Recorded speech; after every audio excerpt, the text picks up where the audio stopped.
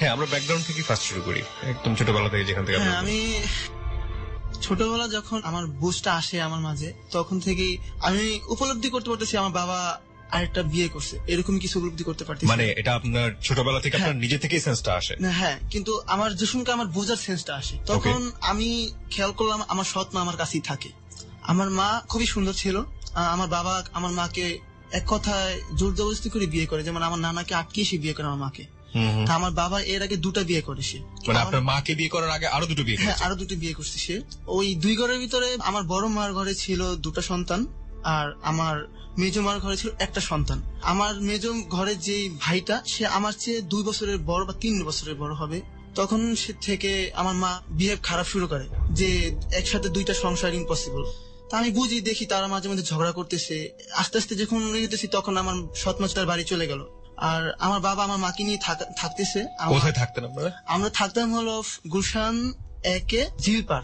বাবা কি করতো? আমার বাবা চাকরি করতো, হোটেল আছে ওখানে, মিল্টন হোটেল, ওখানে যত ফরেনিয়ার তারা ওখানে থাকতো আগে। আচ্ছা আচ্ছা। এখানে মানে এটাই সবচেয়ে বড় একটা হোটেল ছিল মানে ঢাকা। তখন আমি যেটা শুনছি, আমার বাবার স্যালারি ছিল 2500 টাকা তখনকার। কি ছিলেন আপনি? আমার বাবা ছিল, সেটা আমি সঠিক বলতে পারি না কি ছিল, কিন্তু আমার আব্বা খুব সৎ ছিল, যার কারণে আমার বাবার ওখান থেকে চাকরিটা চলে যায়। চুরির কারণে একটা লোক সোনা চুরি করে, তা আমার বাবা ওখানে দেখছে উনি এটা নিছে ওখান থেকে। তারপর আমার বাবা আর কি চুপ ছিল, তা আমার বাবাকে দোষারোপ করেছে, কারণ ওখানে আমার বাবা দায়িত্বে ছিল। আচ্ছা আচ্ছা। যেই লোকটা নিচ্ছে সে আমার বাবার চেয়েও বেশি উচ্চ লেভেলে ছিল। তারপর সে আমার বাবাকে আরো উল্টা করলো, বকাশকা করলো যে তুমি নিছো এটা। আমার বাবাকে আরো ফাঁসাই দিল উনি। তো আমার আব্বা জিদ দিয়ে রাগে সে এখান থেকে চলে আসছে, কিন্তু সামান্য বিষয় নিয়ে, এটা তত বেশিও কিছু না, অল্প জিনিস নিয়ে। আর যেটা বলতেছিলাম, আমাকে খুবই আদর করা হতো আমার ফ্যামিলি থেকে।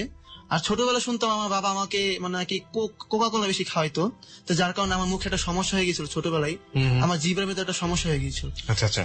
তারপর আস্তে যখন বুঝতে বুঝতে একটু বড় হলাম, যখন আমি স্কুলে পড়বো, তখন আমার খুব ইচ্ছা হতো স্কুলে পড়ার জন্য। দেখি পোলাপানে ব্যাগ নিয়ে যাইতেছে, কিন্তু আমার স্কুলে ভর্তি হওয়ার সময়টা একটু দেরি করে হয়। যেমন বর্তমানে একটা ছেলে মেয়ে 5-6 বছরের ভিতরই তারা পড়ালেখা শুরু করে, কিন্তু আমার শুরু হয়েছে প্রায় 7 বছর বা 8 বছরের ভিতর। মানে একটু দেরি করে? হ্যাঁ, দেরি করে। তা আমার বাবা কখনো আমার সৎ মাদের কাছে যেত না, তা আমার বাবা আমার মার কাছে থাকতো। তাদের ডিভোর্সও করে না আমার বাবা, আমরা একসাথে থাকতাম। আমার মা বাবা আমরা 3 ভাই 1 বোন। তখন আমি একা ছিলাম। আমি যখন 6 বছর বা 5 বছর হবে, তখন আমার একটা ভাই জন্ম নেয়, নাম সজীব। ওকে। তো ওর কথা বলতেই হবে, ও আমার সাথে খুব ফ্রি। আমি যখন ক্লাসে ভর্তি হই, তখন আমার ব্রেন খুব ভালো ছিল প্রথম দিক দিয়ে। আমি ক্লাস 1 থেকে 2, 2 থেকে 3 উঠতে থাকি, আমার রেজাল্টটা খুব ভালো হতে থাকে। কিন্তু আমি কারো কাছে কোচিং করতাম না, এবং আমার বাবা আমার সাপোর্টও পেতাম না যে আমাকে পড়াবে কেউ, সেরকম কোনো কিছু আমার ছিল না। ওকে। তারপর আস্তে আস্তে আগাইতেছি, কোন রকম রাত্রে বেলা পড়তেছি।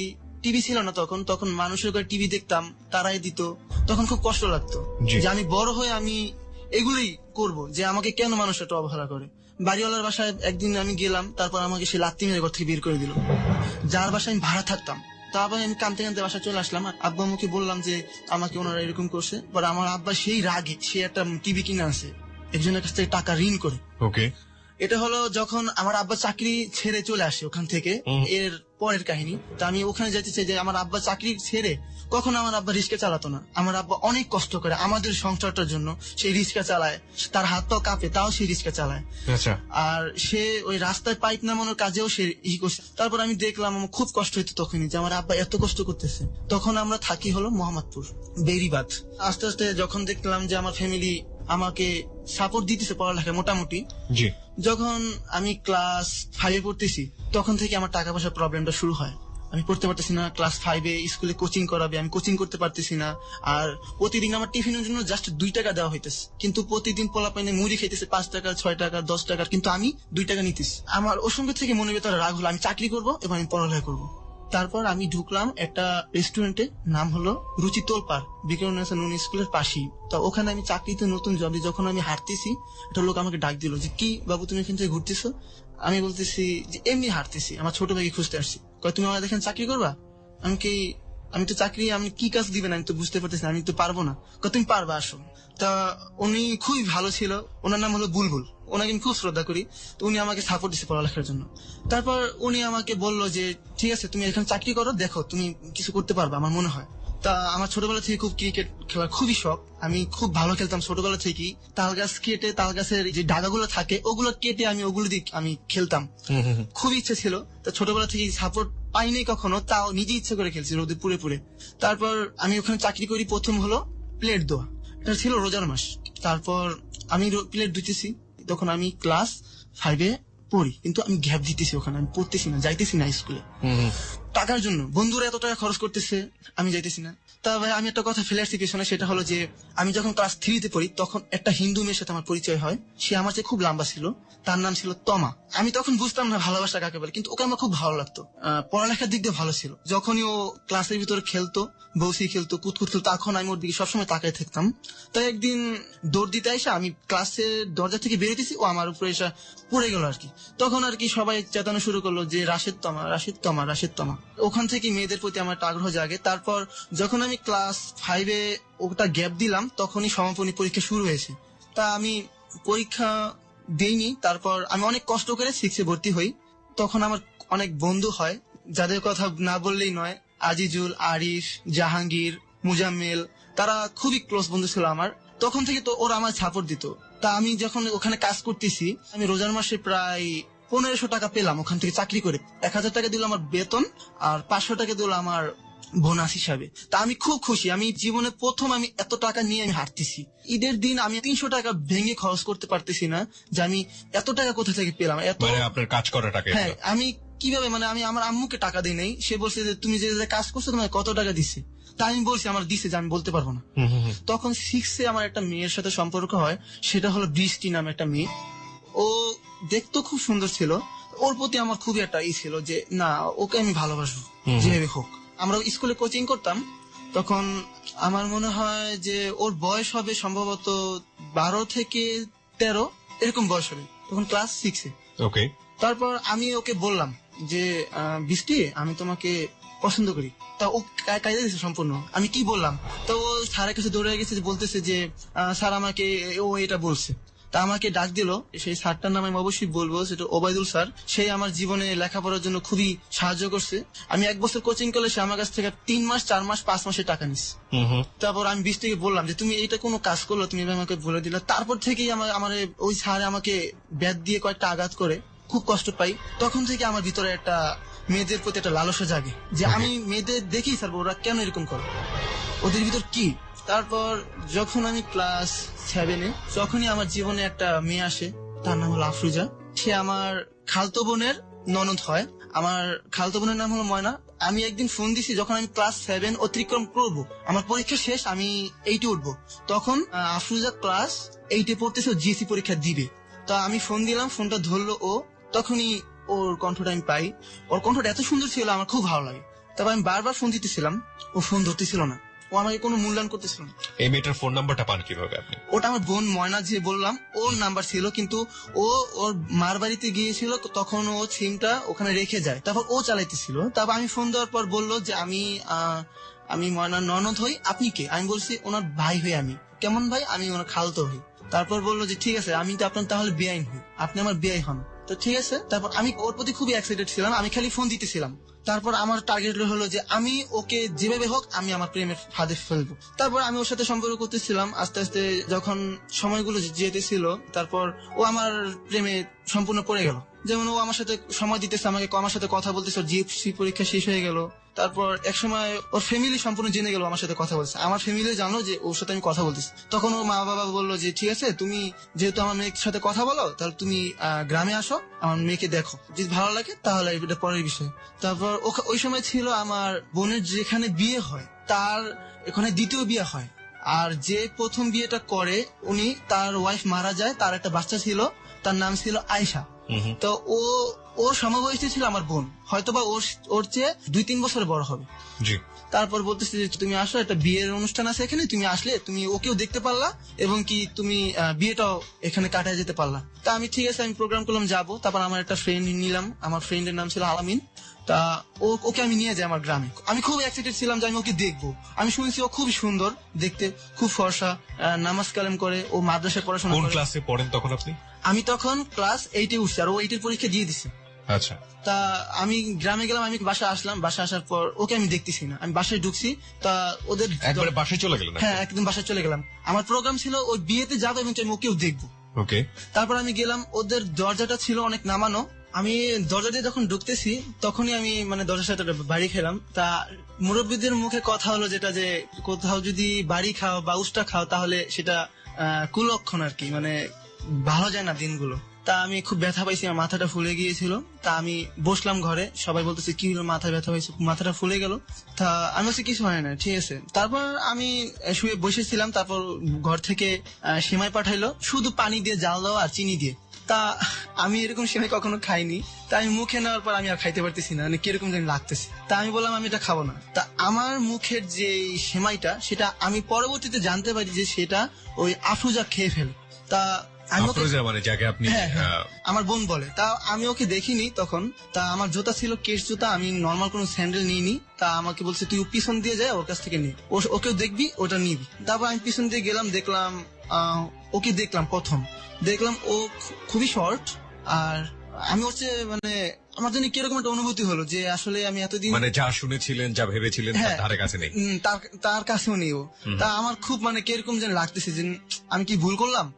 তারপর পরবর্তীতে দেখি ওরা হাতে একটা লুঙ্গি আর এক জোড়া জুতা। তারপর আমি মানে কিছু না ভেবে আমি জুতাটা আর লুঙ্গিটা নিয়ে নিলাম আর বললাম তুমি আফরোজা? হ্যাঁ। আমি ঠিক আছে যাও। তারপর আমি রাত্রে আমার মনটা যেন কিরকম খারাপ হয়ে গেল। আমি ঘরে যা বসলাম, লুঙ্গিটা পরলাম।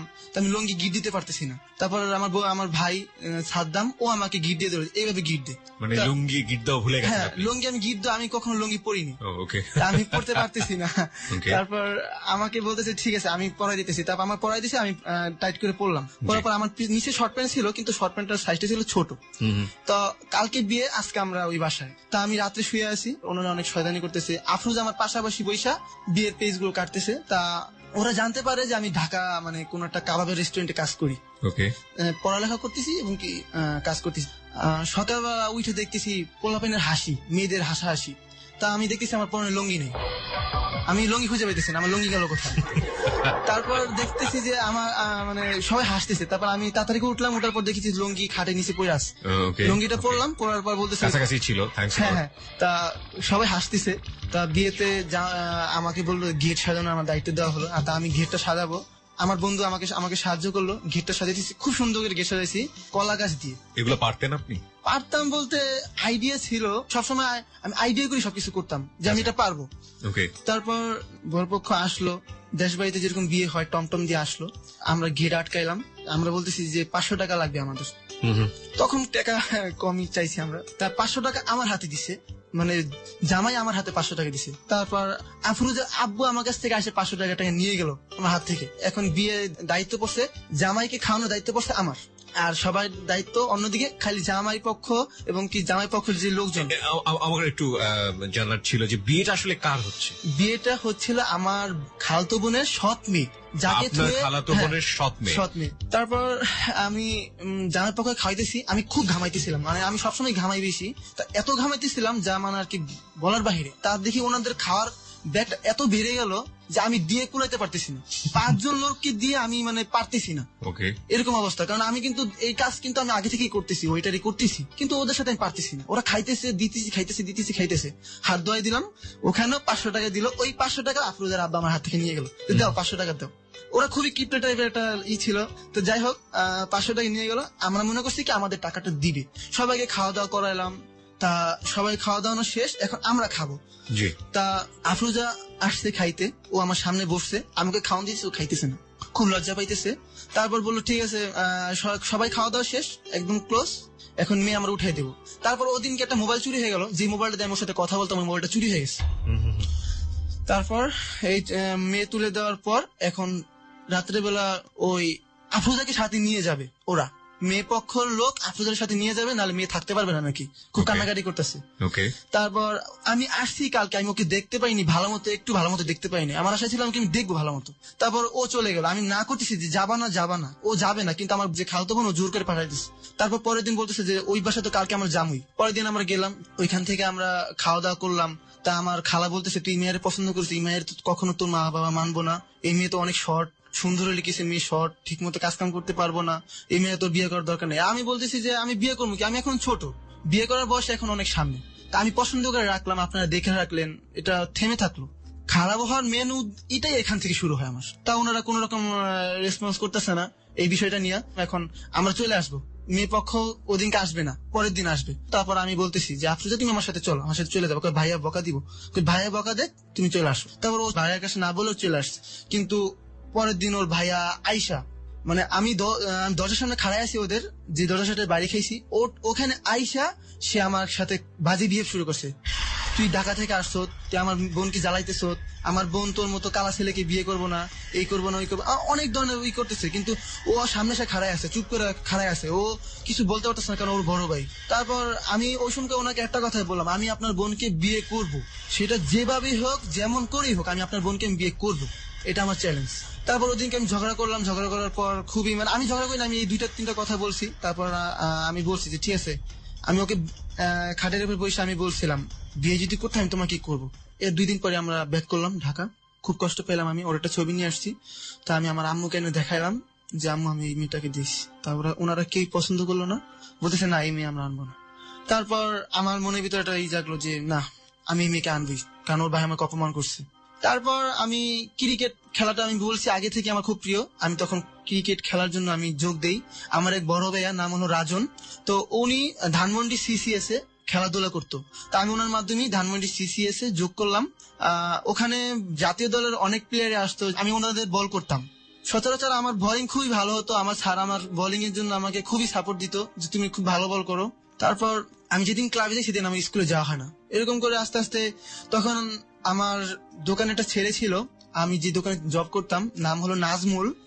তা ও খুব খারাপ টাইপের একটা ছেলে ছিল, ও মেয়েদের সাথে শারীরিক সম্পর্ক তো সবসময়, আর যে টাকা ইনকাম করতো সেই টাকা সবসময় মেয়েদের পিছনে নষ্ট করতো।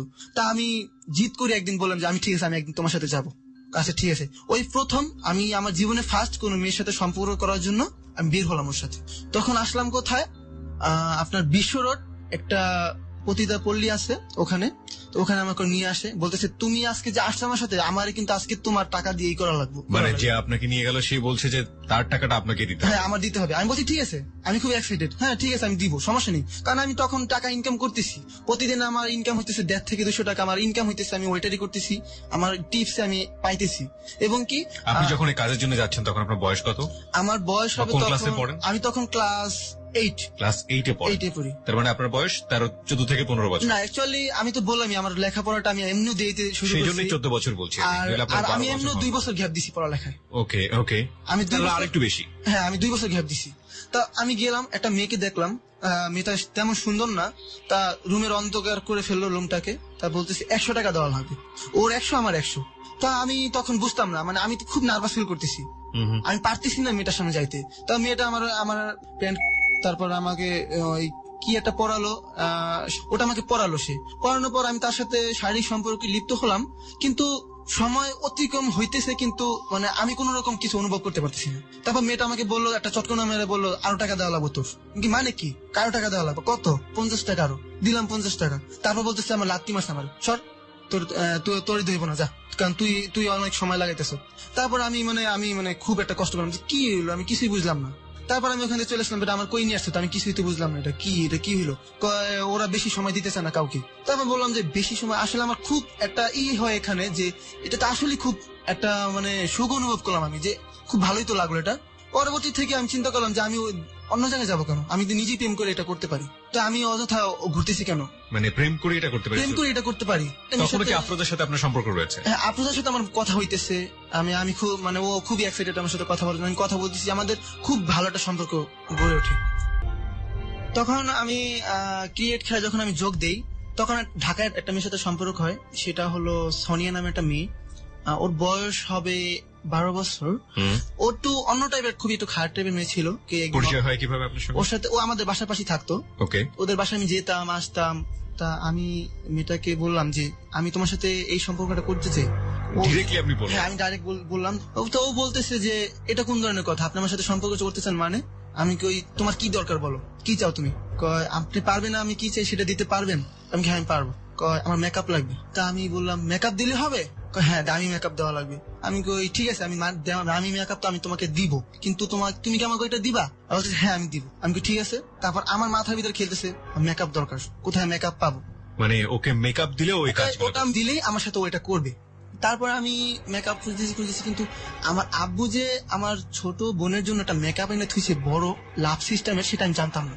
ওকে। তারপর আমি দেখতেছি যে ঘরের ভিতর একটা জায়গার ভিতর মেকআপ টাইপের একটা কিছু রাখা, মেকআপ বক্স। হ্যাঁ আমি বলছি এটা কি? তা আমি দেখতেছি যে এটা তো মেকআপ, তা আমার আর বাইরে থেকে কেনা লাগতেছে না। আমি একটা কথা না বললেই নয়, আমি ছোটবেলা থেকে চুরির ভিতরে একটু লিপ্ত ছিলাম।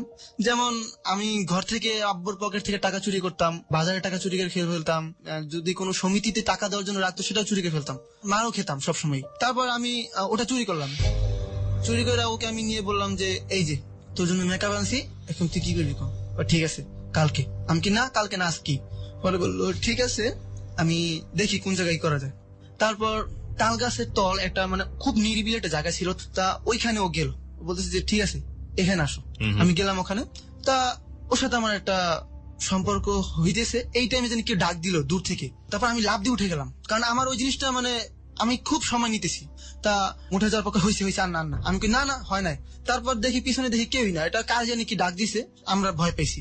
তবে এটা করতেছি, তারপর এটা সম্পূর্ণ শেষ হওয়ার পর বলতেছি যে না ঠিক আছে এখন থেকে আমি এটাই করবো, কারণ এটার ভিতরে অনেক সুখ আমি মানে অনুভব করলাম নিজে যে না এটাই আমি আমার ভালো লাগতেছে। তারপর খেলাধুলা কন্টিনিউ চালাই যেতেছি। যখন আমার জিএসসি পরীক্ষা শুরু হবে, আমি তখন ক্রিকেট খেলায় খুবই পারদর্শী হয়ে পড়লাম এবং কি আমি খুব ভালো করতেছিলাম। আর যখন আমি নেটে ব্যাটিং করতেছিলাম, আমার একটা দুর্ঘটনা ঘটে। সেটা হলো আমি হেলমেট ছাড়া ব্যাটিং করতেছিলাম, তা আমার বলটা ব্রেক করে আমার মুখে এসে লাগে, তখন আমার দাঁতের এক সাইড ভেঙে যায়, এখনো সেই চিহ্নটা আছে। তা এর কিছুদিন পরে আবার আমি যখন বড় ভাইদের সাথে ছোট ভাইদের খেলা, আমার মনে আছে 21শে ফেব্রুয়ারির দিন, ওটা তো একটা ম্যাচ খেলতেছিলাম আবাহনী মাঠে। তখন আমার একটা স্টেডে একটা শর্ট হয়, আমি কেসটা ধরতে যাই, আমার চোখের উপরে রোদ পড়ার কারণে আমি বলটা ধরতে না পারার কারণে আমার নাকের উপরে বলটা পড়ে একদম উপর থেকে। তো ওটা পড়ার পর আমার নাকের এক সাইড বেঁকা হয়ে যায়, এখনো নাকটা আমার বেঁকা। আমি মানে মাঠের ভিতরে বেহুশ হয়ে যাই। তারপর আমাকে সবাই ধরাধরি করে আমাকে নিয়ে যায় ওখান থেকে, নিয়ে তারপর আমাকে ওরা ট্রিটমেন্ট করে। তা আমি সুস্থ হই, কিন্তু বাসায় আসতেছি তখন আমার নাক দিয়ে বাইরে রক্ত পড়তেছে। তখন আমি বললাম যে ক্রিকেট খেলতে খেলতে এত কিছু হয়ে যেতেছে, আমার সামনে মনে অনেক দুর্ভোগ। আসলে দুর্ভোগটা নেমে আসে তখন যখন ওই যে বললাম মেয়েদের প্রতি আমার একটা লালসা আগে থেকেই ছিল। পরবর্তীতে আমি যে দোকানে চাকরি করতাম, সেই দোকানে একটা মেয়ে রাখে, ওখানে বিবাহিত একটা মেয়ে, নামটা আমি বলবো না। ওই মেয়েটা একটা বাচ্চা ছিল, ওর স্বামী ওকে ছেড়ে চলে যায়। ওর সাথে আমার একটা ভালো আগের সম্পর্ক ছিল, যেমন ওকে আমি চিনতাম আগে থেকেই। গ্রামের বাড়ি হলো বরিশাল, আমাদের গ্রামেরই, আমার বাড়িও বরিশাল। তা ওকে আমি একদিন বললাম যে তুমি যে তোমার স্বামী ছাড়া থাকো, তোমার থাকতে পারো? বলতেছে হ্যাঁ পারবো না কেন। আমি কি তোমার কি কাজ করতে আপনাদের? ও ওখানে কাজ করতো, প্লেট ধোয়া, ঝাড়ু দেওয়া, এগুলো কাজ করতো। ও আসতো বিকালে, আমিও বিকেলে আসতাম, ও বিকেলে আসতো। তা ওর নামে আমি আগে কথা শুনছি ও একটু খারাপ, কারণ ও স্বামী যাওয়ার পর থেকে ও আর কি এই মানে শারীরিক সম্পর্কটা করে টাকার বিনিময়ে। তা আমি ওকে ডাইরেক্ট অফার করে বললাম আমি তোর টাকা দিন, কত টাকা লাগবে তুই করে বললাম ডাইরেক্ট। আমার বড় অবশ্য বয়সে, আমি বললাম তোর কয় টাকা লাগবে বলো আমাকে, আমি তোর টাকা দিয়ে আমি এটা করবো। কয় তুই কিন্তু বেশি বাড়াবাড়ি করতেছিস, এটা ঠিক না, কারণ ও ছোট, আমি যদি কাউকে বলে দিই সেজন্য এটা বললো। আমি বলছি যে আমি কাউকে বলবো না, তোর কয় টাকা লাগবে। কয় ঠিক আছে আমি তোর পরে বলতেছি। তারপর কিছুক্ষণ পর বলতেছি যে ঠিক আছে আমার তুই 100 টাকা দিবি, আমি এটা করবো। ঠিক আছে। তারপর আমাদের যে দোকানটা ছিল ওটার পাশে একটা বাউন্ডারি ছিল, ওই বাউন্ডারির ভিতর খুবই অন্ধকার ছিল। তো ওই অন্ধকারের ভিতরে ও যায় আর আমি পিছন দিয়ে অল ডেঙ্গে যাই। ওর সাথে আমার একটা ওরকম একটা শারীরিক সম্পর্ক হয়ে গেল। আমি ওকে 100 টাকা দিতে পারলাম না, আমি ওকে 40 টাকা দিলাম, যে 40 টাকা আমার কাছে আস, কারণ আমি তখন আমার কাছে টাকা ছিল না। পরে আমার সাথে খুব রাগারাগি করলো যে তুই আমার সাথে বেইমানি করলি, এই করলি। আমি বললাম যে ঠিক আছে তোর আমি দরকার পড়লে পর আবার আমি 100 টাকা দিন, 40 টাকা তোর ফাও। পরবর্তীতে এভাবে চলতেছিল। তারপর পরে আবার ওই সোনিয়া নামের মেয়েটার সাথে আবার আমার সম্পর্ক করার জন্য আমি ওকে বললাম, অফার করলাম, ও রাজি হলো যে এবার কি দেওয়া লাগবে। আমার দোকানে আসছে, তা আমার দোকানে তেল ছিল, আমি ওকে তেল দিলাম 1 বোতল, আর ওকে কিছু মুরগির ঠ্যাং হাত পা মানে যা আর কি মানে মুরগির অবশিষ্ট যা থাকে ওগুলো আমি দিলাম। দেওয়ার পর ওর সাথে আমি শারীরিক সম্পর্কটা করলাম। ওই সেম জায়গায় যেখানে আমি ওই মেয়েটার সাথে, বরিশালে যে মেয়েটার সাথে আমি সম্পর্ক করলাম, সেম ওইখানে। ওই সময় আমি মানে ততটা বুঝতে পারি যে বাচ্চা কিভাবে হয়। এই জিনিসগুলো করার আগে আপনি এই সম্পর্কে কোনোভাবেই কোনো সেন্স আপনার মধ্যে ছিল না, আমার ওরকম ছিল না যে বাচ্চা কিভাবে হয় বা বাচ্চা হওয়ার যে একটা যে প্রক্রিয়া ওটা কিভাবে, এটা আমি জানতাম না। এই ব্যাপারে কোনো আইডিয়াই ছিল না। আপনি কারোর সঙ্গে কোনো শেয়ার করেন না, আমি এরকম close শুধু কারোর একদিন সাথে- বন্ধু আপনাকে নিয়ে গেছে, হ্যাঁ, ওখান তারপরে থেকে আপনার শুরু। মাথা খুলে গেছে যে তাহলে তুমি নিজে নিজে জিনিসগুলো করতে হ্যাঁ, পারো। ওখান থেকে আমার শুরু। আর আমি এটা কারো কাছ থেকে জানাটা আমি প্রয়োজন মনে করিনি, প্রয়োজনও মনে করেন? যে এটা আমি তো নিজেই পারতেছি। ওকে। তারপর ওর সাথে এটা হওয়ার পর ও বলতেছে না, আমি এটা পরবর্তী থেকে আর করবো না, কারণ এটা এরকম খারাপ বিষয়, আমার বাচ্চা হয়ে গেলে আমার সমস্যা, আমি এটা করবো না। যার সঙ্গে করছেন এটা সে বলছে হ্যাঁ। হ্যাঁ, তারপর আমি বলছি ওকে। আমি তখন মোবাইল নিছি, আমি খেলে আমার বন্ধুদের কাছ থেকে নাম্বার খুঁজতেছি যে একটা মেন নাম্বার দিয়ে আমি পটাবো। আমার ভিতরে তখন থেকে কাজ করে আমি মেয়ে পটাবো যেভাবে হোক, আর আমার ফাঁদে ফেলবো আমি। ওকে। তারপর একটা মেন নাম্বার দেয়, মেয়েটা আমার বয়সে ছিল বড়। আমি বুঝতে পারিনি তখন 3-4 বছরের বড় হবে মেয়েটা। আমি তাকে এমন ভাবে পটাই, মানে আমার ভিতরে যে পটানোর বিষয়টা, এটা আমার ভিতরে আমার বন্ধুরা খুবই অনুভব করতো যে না, ওর ভিতরে একটা কিছু আছে, মেয়ে পটানো। আমার বন্ধুটার নাম আমি অবশ্যই বলবো, নাম মোশারফ। তা ও আমাকে নাম্বারটা দেয়, নাম্বার ওর বাড়ির পাশেই থাকে। মেয়েটার সাথে আমি কথা বলি, কথা বলার পর মেয়েটার সাথে আমি দেখা করি। আমার সবচেয়ে পছন্দ ছিল সাদা শার্ট আর কালো প্যান্ট। ওদিনকে আমি ওটা পরছি। মেয়েটার সাথে আমি ফিজিক্যাল করার জন্য আমি মেয়েটাকে নিয়ে যাই হলো একটা হোটেলে। সেই প্রথমেই আমি কোনো হোটেলে আমি যাই। হোটেলে তো আপনাকে সুযোগ দেওয়ার কথা না, আবাসিক ঠিক আছে? হোটেল, হ্যাঁ। আবাসিক হোটেলে তো আপনাকে সুযোগ দেওয়ার কথা না, কারণ আপনি প্রাপ্তবয়স্ক ছিলেন না, আর ওখানে ম্যারিড পার্সন ছাড়া ঢুকতে দেয় না। কিভাবে কি করলেন? আসলে অ্যাকচুয়ালি ওই ব্যবসাগুলো হয় মেরিট ছাড়াও হয়, মেরিটও হয়। মানে এই হোটেলগুলো এই ধরনের এই জিনিস ধরনের কাজ করবার টাকা পরে। বেশি দিলে ওরা এটা করতে দিতেছে। আচ্ছা, আপনি কিভাবে গেলেন আমি হোটেলে? হোটেলওয়ালার সাথে আমি আগে কন্ট্যাক্ট করছি। আমি ওই মেয়েটার সাথে কথা বলাকালীন হোটেলের সামনে গেছি। আমি বলতেছি ভাই এখানে কে আছে, বলতেছি যে ওরকম হোটেলে ওই ছেলেটার নাম হলো আরফান। তা ও বলতেছে যে হ্যাঁ আমি এখানে আসি দায়িত্বে, যে ভাই আমি তো আমার তো রুম লাগবে। কবে আপনার তো বয়স কম। আমি কি বয়স কম কি লেগা, বয়স বাড়াই না, নেন টাকা। আপনার আমি 100 টাকা বসিয়ে দিলাম। ঠিক আছে, সমস্যা নেই, আইসেন ভাইয়া, কোনো সমস্যা নেই। তারপর বললাম ঠিক আছে আমি কালকে আসবো, আমাকে একটা রুম দেওয়া লাগবে। ঠিক আছে, কত ভাড়া? যে ভাড়া দেওয়া লাগবে 800 টাকা। আমি 1000 টাকা দিব, আমাকে রুম লাগবে। তো মেয়েটাকে আমি বললাম যে আমি তোমাকে অমুক জায়গায় নিয়ে যাবো, নিয়ে আমি তোমার সাথে কথা বলবো, বাট ওখানে কেউ থাকবে না, শুধু তুমি আর আমি। বলতেছে না না, এরকম কোন আটকে রুমের ভেতরে থাকবো না, আমরা আলাদা কোথাও দেখা করবো। আমি কি না, দরকার বলে আমি একটা বাচ্চা নিয়ে যাবো সাথে। তা বাচ্চা থাকলে তো কোনো সমস্যা নেই তোমার, কারণ আমি তোমার সাথে তো কোনো রকম কোনো ফিজিক্যাল সম্পর্কে জড়াবো না। আচ্ছা ঠিক আছে, তুমি বাচ্চা নিয়ে এসে তাহলে। তা আমি একটা বাচ্চা নেওয়ার কথা বললাম, আমি বাচ্চা নেই না। যখন আমি ওকে রিসিভ করছি তখন ও খুব মানে আমাকে দেখা মানে ও হতভঙ্গ গেছে। ও তো আমার চেয়ে ছোট, ওর সাথে কি সম্পর্ক করলাম। তারপর আমরা রিক্সা উঠলাম। রিক্সা ওঠার পর আমাদের হোটেলে যাইতে সময় লাগছে আমাদের 15 থেকে 20 মিনিট। ওখানে ঢুকলাম, ঢোকার পর ওখানে নাম রেজিস্ট্রেট করা লাগে। আমি বলছি আপনি নিজের মতো নিজের নাম রেজিস্ট্রেট করে নেন। তুমি ওনার নিজের মতো নাম রেজিস্ট্রেট করে নিচ্ছে। তখন আমরা যখন ঢুকি তখন হলো দুপুর 12টা। ওখানে যাওয়ার পর এখন আমার বলতেছে বাচ্চা কোথায়? আমি কি বাচ্চা নাই, আমাকে বাচ্চা মনে হয় না? তোমার বয়স তো কম কেন, আর তুমি যে কথা বলো তোমার কথা তো খুবই সুন্দর, কিন্তু তুমি দেখতে তো এরকম মানে ওইরকম না। আমি আগে মানে খুবই হ্যাংলা পাতলা ছিলাম আর খুবই শুকানো ছিলাম। তুমি তো মোবাইলে যেভাবে কথা বলো সেরকম না তুমি। আমি কি বিশ্বাস না হলে তুমি বাথরুমে যে আমার সাথে কথা বলো, এক্সাক্ট বাথরুম ছিল, তাও বাথরুমে যে কথা বলছে হ্যাঁ তুমি তো। তা আমি ওকে বললাম যে আমি তোমার সাথে শারীরিক সম্পর্ক করবো। ও বলতেছে না আমার সমস্যা আছে। কি সমস্যা? কারণ মেয়েদের যে পার্সোনাল সমস্যাটা থাকে ওটা আছে। আমি কি যতই সমস্যা থাকুক না কেন এটা সম্পর্ক করবোই যেভাবে হোক। জোর করে করে ওর ঠোঁটে কিস করতেছি, কিন্তু ও রাজি হইতেছে না। এক পর্যায়ে আমার কাছে হার মেনে ফেলে, বলতেছে ঠিক আছে তুমি আনো। তা আমি বললাম যে বিষয়টা কি, আমি তো চিনি না। তা আমি ওই হোটেলের ম্যানেজারকে ফোন দিলাম যে কি ভাইয়া। পরে বলতেছে ওই যে একটা পড়া। আমি ও এটা তো তাহলে আমি আমার একবার পড়াইছে একটা মেয়ে, প্রথম যে সঙ্গে আমি এটা সম্পর্ক করি মেয়ের সাথে, ওইটাই মনে হয়। ঠিক আছে আবার একটা আমার 1 প্যাকেট আইনা দেন। তারপর আমি বলতেছি এটা করতো, বলতেছে এটার দাম পড়বে 120 টাকা। আমি 120 টাকা লাগুক আর 150 টাকা লাগুক আপনি আইনা দেন। আনলাম। তো মেয়েটা খুবই মানে কান্নার পরিস্থিতি অবস্থা, কানবে। তা জবরদস্তি ভাবে আমি ওর সাথে এটা করলাম। আমার কেমন দিন একটা ঘিন লাগতেছিল। তারপর আমরা বের হলাম। বের হওয়ার পর বলতেছে তোমার তো খুব ভালোই লাগতেছে, কিন্তু ও হাঁটতে পারতেছে না, ওর হাঁটতে খুব সমস্যা হইতেছে। তারপর ওকে আমি রিস্কে উঠাই দিয়ে আমি চলে আসলাম। আমার এখানেই ওর সাথে আমি ব্রেকআপ করার চিন্তা ভাবনা করলাম যে আমি কিভাবে এটা ব্রেকআপ করবো, কারণ ও তো আমার বড় আমি ওর ছোট। তারপর আমি বললাম যে ঠিক আছে তুমি যাও, আমি তোমার সাথে ফোন দিয়ে কথা বলতেছি। ফোন দেওয়ার পর বলতেছি যে তুমি তোর নামটা তুমি কিভাবে জানলা? আমি এখানে ওর একটা ধরলাম যে তুমি এটার নাম কিভাবে জানলা। পরে বলতেছি এটা আমি নিজে জানছি। আমি কি না, তাহলে তুমি খারাপ মেয়ে। তুমি খারাপ মেন, তোমার বিয়ে হয়েছে, এই হয়েছে, সেই হয়েছে, আমি তোমার তার সাথে সম্পর্ক করতে চাই না। বলতেছে না দেখো তুমি ভুল ভাবতেছো, এই সেই। আমি বলছি দেখো তুমি আমার সাথে যেটা করছো, তুমি বিয়ের আগে আমার সাথে এটা করে ফেলছো, তাহলে এখন তুমি যে আরো অন্য অন্য ছেলের সাথে করবে না, এটা কোনো গ্যারান্টি আছে? তুমি আমাকে জোর করে এটা করছো। আমি জোর করে করছি। এই ওর সাথে আমার ঝগড়াতে ছিল। তারপর আমি একে বললাম যে তুমি আমার সাথে ফোন দিয়ে কথা বলবা না, আর আমি তোমাকে কোনো সময় ফোন দিব না। সো আমাকে আর কোন সময় তুমি কল দিবে না। সেটা ওর সাথে আমার পুরো ব্রেকআপ হয়ে গেল। 4 দিনের মাথায় আমাদের পুরো ব্রেকআপ। তারপর আমি এইভাবে চলতেছিল আস্তে আস্তে। তখন আমি একটু মারামারি ভিতরে লিপ্ত ছিলাম, যেমন আমি মারামারি করতাম। পড়ালেখা চলতেছে। মারামারি মানে কিসের মারামারি? মারামারি বলতে বন্ধু বান্ধবের সাথে ঝগড়া, মনে করেন যে একটা আমার এক বন্ধুকে একজন মারছে, যেভাবে হোক, উচ্ছৃঙ্খলতা হ্যাঁ একদম। উচ্ছৃঙ্খলা, মানে মনের ভিতরে খালি মানে এমন একটা যৌবন আসে তখন যে মারামারি। কিন্তু আমি কখনো নেশা জাতীয় কিছু করতাম না। এখানে একটু জানিয়ে রাখি সবাইকে, আপনারা তখন পড়াশোনা করছেন না, বন্ধ? আমি পড়াশোনা করতেছেন, হ্যাঁ। এবং আপনি হোটেলে কাজ করেন, হোটেল বয়ের কাজ করে কিছু পয়সা রোজগার করেন, সেগুলো আপনি নিজের কাজে ব্যয় করেন। হ্যাঁ, হ্যাঁ। এবং আপনার পরিবারের অর্থনৈতিক অবস্থা খুবই খারাপ, কারণ খুবই আপনার খারাপ, বাবা হ্যাঁ। রিক্সা চালায় বা এরকম একটা অবস্থার না। মধ্যে তো রয়েছে। আমি একটা কথা পিছনে ফেলে আসছি, সেটা হলো যে আমার বাবা যখন ওই চাকরিটা ছেড়ে যখন রিক্সা চালাইতেছে, ওই কাজ করতেছে, তখন আমার বাবাকে ওই যেখানে আগে কাজ করতো আমার বাবা, সেখানে একটা ম্যানেজার আমার আব্বাকে খুবই শ্রদ্ধা করতো। আমার আব্বা তখন ওখানে না বলে চলে আসছে যে আমি চাকরি করবো না, তারা সবাইকে না বলে চলে আসছে। তখন তারা সন্দেহ করে যে ওই মনে তাহলে চুরি করছে, কিন্তু পরবর্তীতে চোরটা ধরা খায় যে ওই চুরি করছে। ওকে। তারপর আমার বাবাকে উনি দেখে, আমার বাবার রিক্সায় উনি ওঠে, ওই ম্যানেজারটা ওঠে। ওঠার বলতেছে তুমি রিক্সা চালাইতেছো? পরে বলতেছে যে স্যার আমি কোন জায়গায় ছোট হইতে পারবো না, আমি যেটা করি না আমি সেটা মানে স্বীকার করতে পারবো না। বলতে ঠিক আছে তুমি তাহলে রিক্সা চালাবে না, তুমি আসো আমার চাকরি। কেন আমি চাকরি করবো না, দাদা বলে আমি রিক্সা চালাই খাবো, তাই আমি চাকরি করবো না। না তুমি আসো।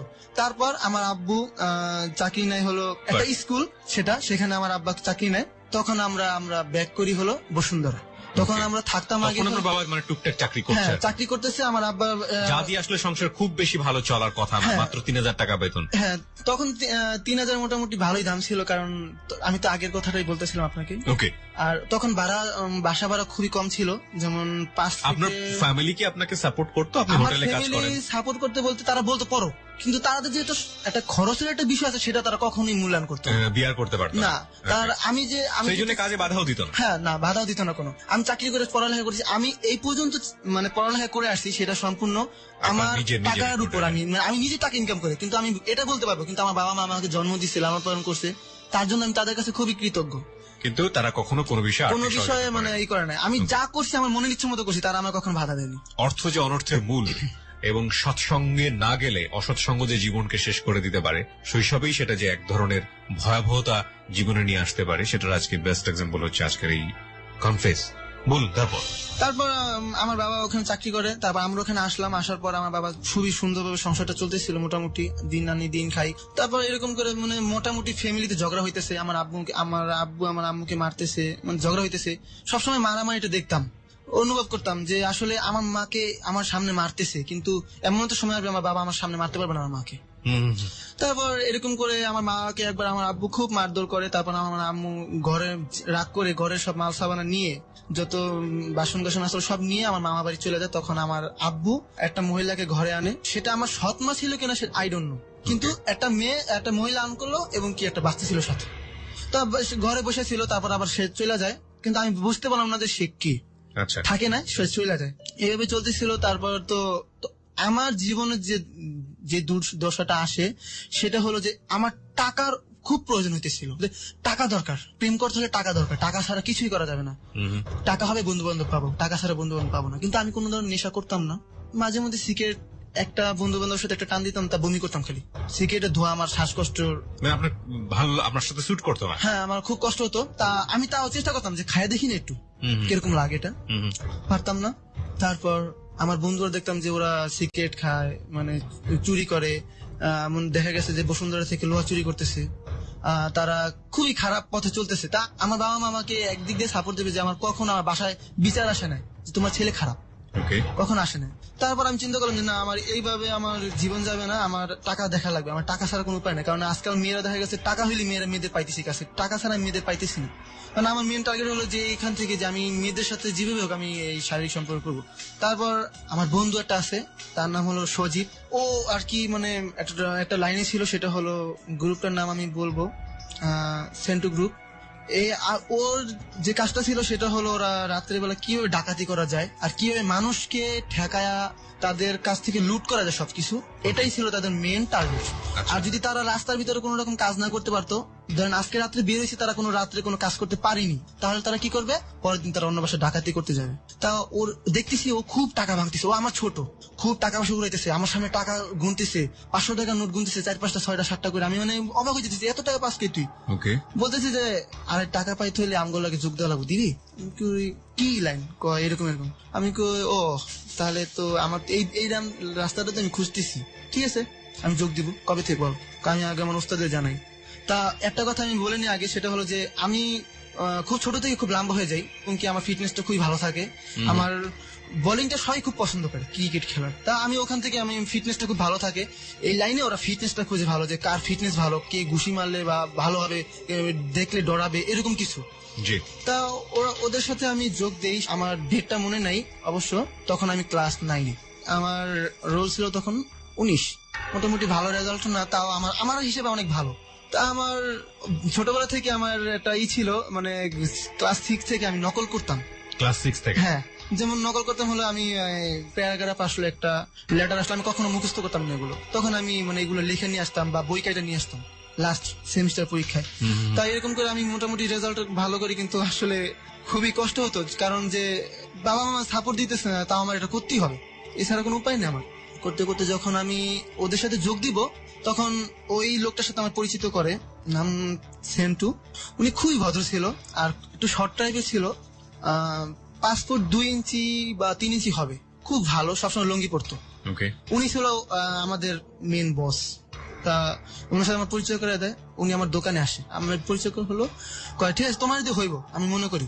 কিন্তু আমি খুব ভীত ছিলাম, আমি যদি কাউকে মারতাম তাহলে আমার শরীর হাত পা সবসময় কাঁপতো, মানে আমি ওখান থেকে পলাই যেতাম না, মানে আমি খুব ভীতু টাইপের ছিলাম, খুব ভীতু। যেমন আমি একটা ছেলেকে মারলাম, তারপর মানে মারার সময় খুব সাহস, কিন্তু মেরে আমি একটু দূরে চলে আসি, তখন দিয়ে আমার হাত পা কাঁপা শুরু করছে, আমি আর কিছু করতে পারতেছি না। একটা যে পানি নিব, পানিটা আমার হাত থেকে পড়ে যাবে কাইপা।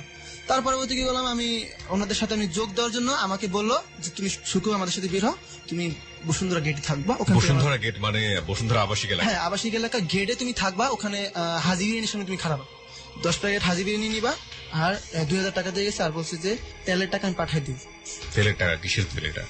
আমাদের এটা কথাটা আমি বলে নিই, সেটা হলো যে আমরা যে কাজটা করতাম সেটা মেন ছিল হলো গাড়ি চুরি।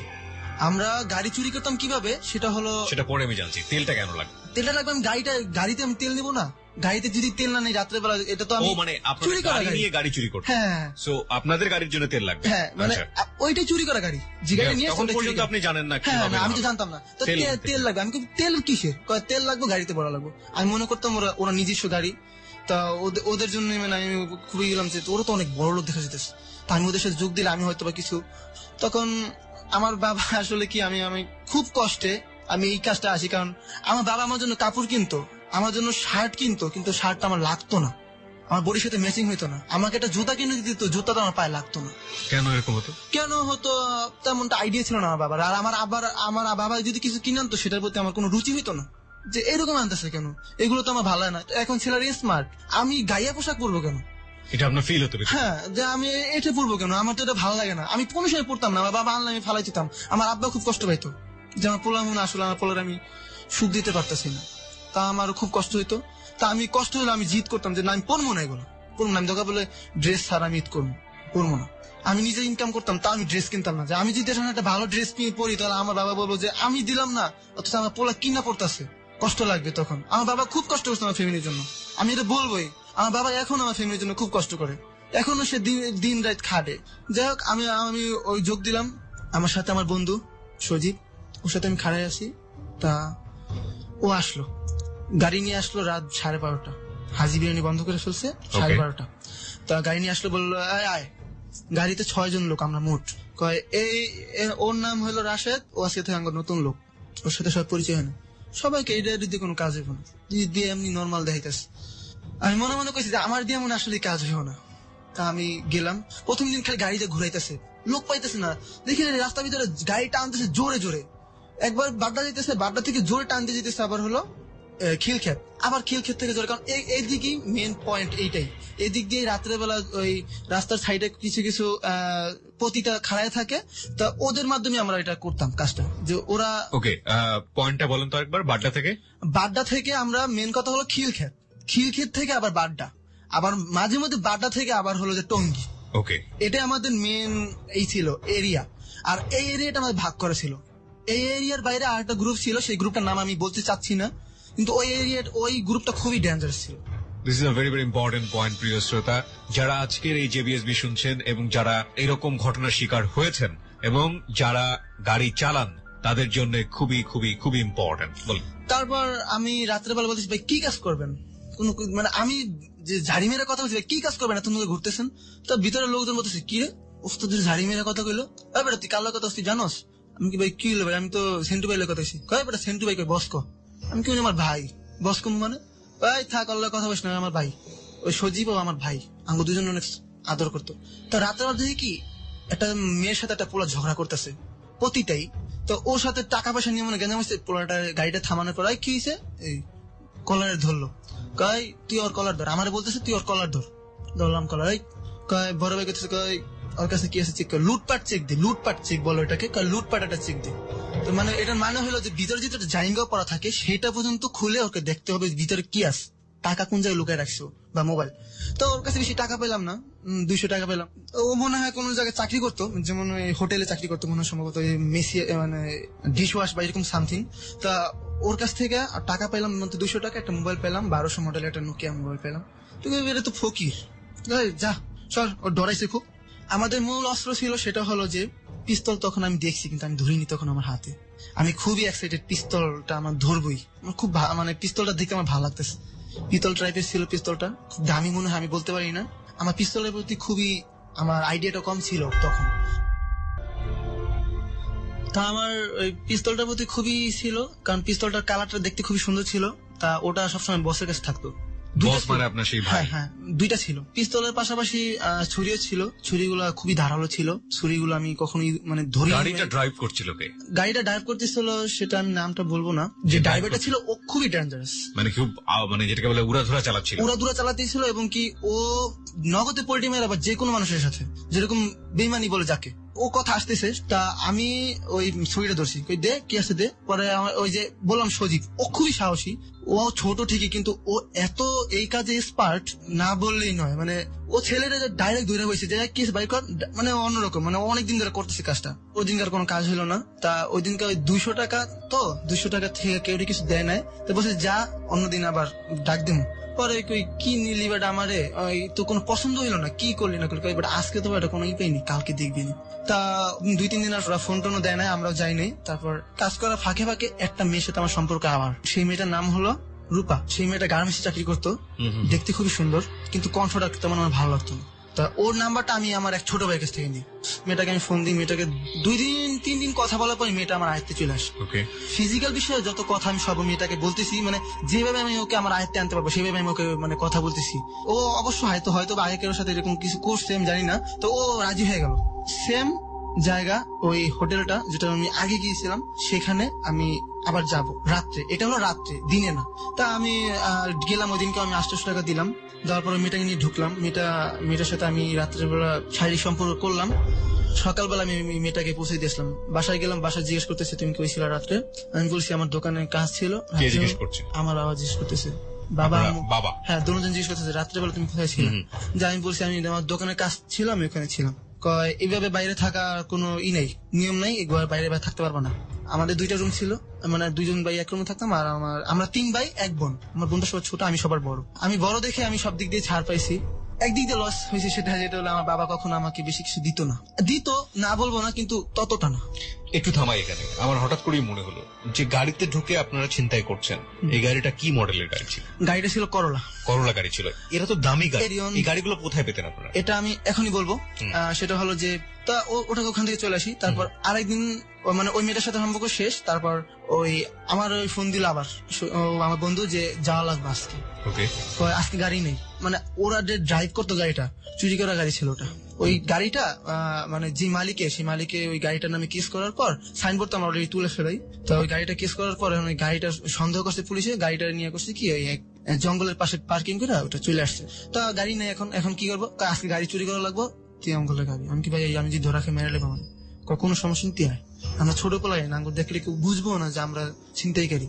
আসলাম এখন গুলশান 1-এ, কত নাম্বার রোডটা আমার সঠিক মনে নেই, তা ভিতরের দিকে ইউথ ক্লাবের পাশের দিক দিয়েই রাত্রের বেলা কিছু পতিতা বের হয়। তা ওইখানে গাড়ি পার্কিং করে ওই ড্রাইভার পতিদের সাথে কথা বলে। তো আমরা ওই ক্ষোভটায় থাকি যে আমরা ওইরকম ভাবে চলাফেরা করি, কত মেয়ে আসতেছে দেখতেছি, সুন্দর মেয়ে, এত সুন্দর সুন্দর মেয়ে, আমার আবার ওদিকে নজর চলে যেতেছে। আমি যে ই করবো যে না, আমি তোরা যা হাঁটতে থাক, আমি একটু দেখি মেয়েটা খুব ভালো লাগতেছে, কায় কত মেয়ে পাওয়া যায় ভাই। তারপর হাঁটি, আমার খুব মানে আমার মন সইতেছে না, আমি যামই। তারপর আমি দেখি একটা গাড়ি, ওটা হলো এলিয়ন। তা ওই গাড়িটা থামায়া 2টা ড্রাইভার ছিল, ড্রাইভারের সাথে একটা ছিল, আর ড্রাইভারটা বের হয়েছে, ড্রাইভারের সাথে যেটা ছিল ওটা বসে আছে। ড্রাইভার যে মেয়েটার সাথে কথা বলতেছে। এখন আমার কথা হলো যে আমি দূরে থাকবো, আমি কাছে যাবো না, আমার যদি মারে আমি দূরে।